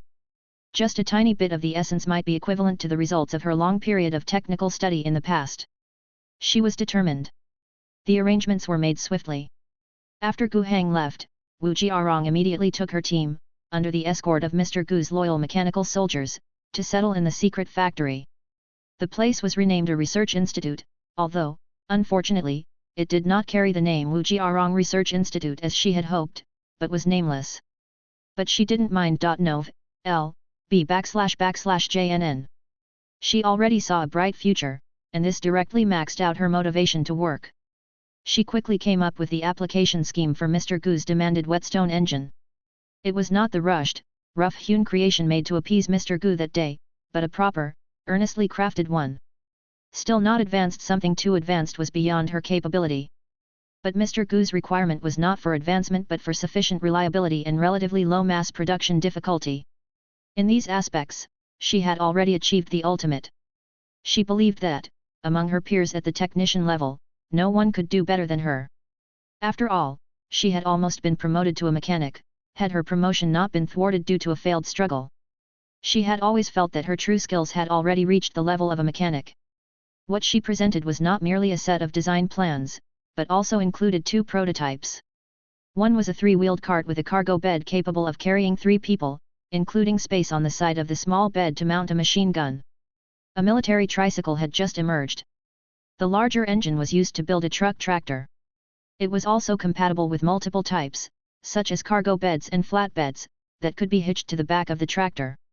It could be used for transporting goods or as a troop carrier truck. Having seen the final products and even personally test driving them, Mr. Gu was very satisfied with Wu Jiarong's work. He designated model names for the 2 vehicles. The tricycle was named Scout XL 100. The truck tractor was called Iron Bull RN 100. These 2 types of vehicles would definitely undergo further iterations in the future. Wu Jiarong had already completed the plans for mass production of these vehicles, and subsequent related work would be handed over to the abandoned cave society. The alloy and plastic steel processing plant would undertake the production of some parts and components, a new vehicle factory would be built, with the production line set up under the guidance of Wu Jiarong's processes, to start trial mass production. The engine plant was in no hurry, as the mother machine's black box could directly construct production lines for 2 different specifications of grindstone engines. There was no need to rush now, as they were not immediately needed. If the engines were produced too quickly and there were not enough vehicles to equip, the excess engines would just gather dust. Afterward, Wu Jiarong continued to ramble on to Mr. Gu about many other things she planned to do.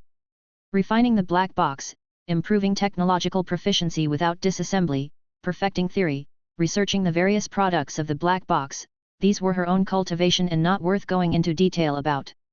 Additionally, she would also make the research institute worthy of its name. Going forward, she planned to work on developing propellants and projectiles. This should be easy to manage, as the G9 gun family production line obviously included cartridge manufacturing processes, and propellant was a key component among them. However, the production line created by the black box was purely for the G9 gun family and not quite suitable for artillery. But since the production process was already there, it was only appropriate for Wu Jiarong, with her capabilities, to appropriate the propellant production segment for dedicated production.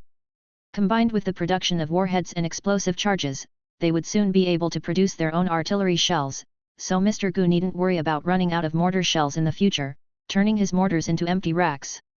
And it wasn't just mortar shells, manufacturing rocket shells was also possible. With the capability to produce shells, artillery had to be scheduled next. Unlike mortars, according to Wu Jiarong's design, she planned to create real, large-caliber artillery pieces. Artillery is the god of war. She envisioned a 155 mm howitzer, with the process still tailored to local conditions, focusing on ruggedness, durability, high reliability, and simple manufacturing. Of course, this might affect precision, but that was a minor issue. This was in line with the sage's philosophy of solving for existence first, then for quality. In addition, man-portable rocket launchers and rapid-fire rocket nests would also be scheduled. In time, paired with the Iron Bull truck, perhaps with some improved models, there would be rocket nest launch vehicles, towed artillery, and even self-propelled artillery among such heavy armaments.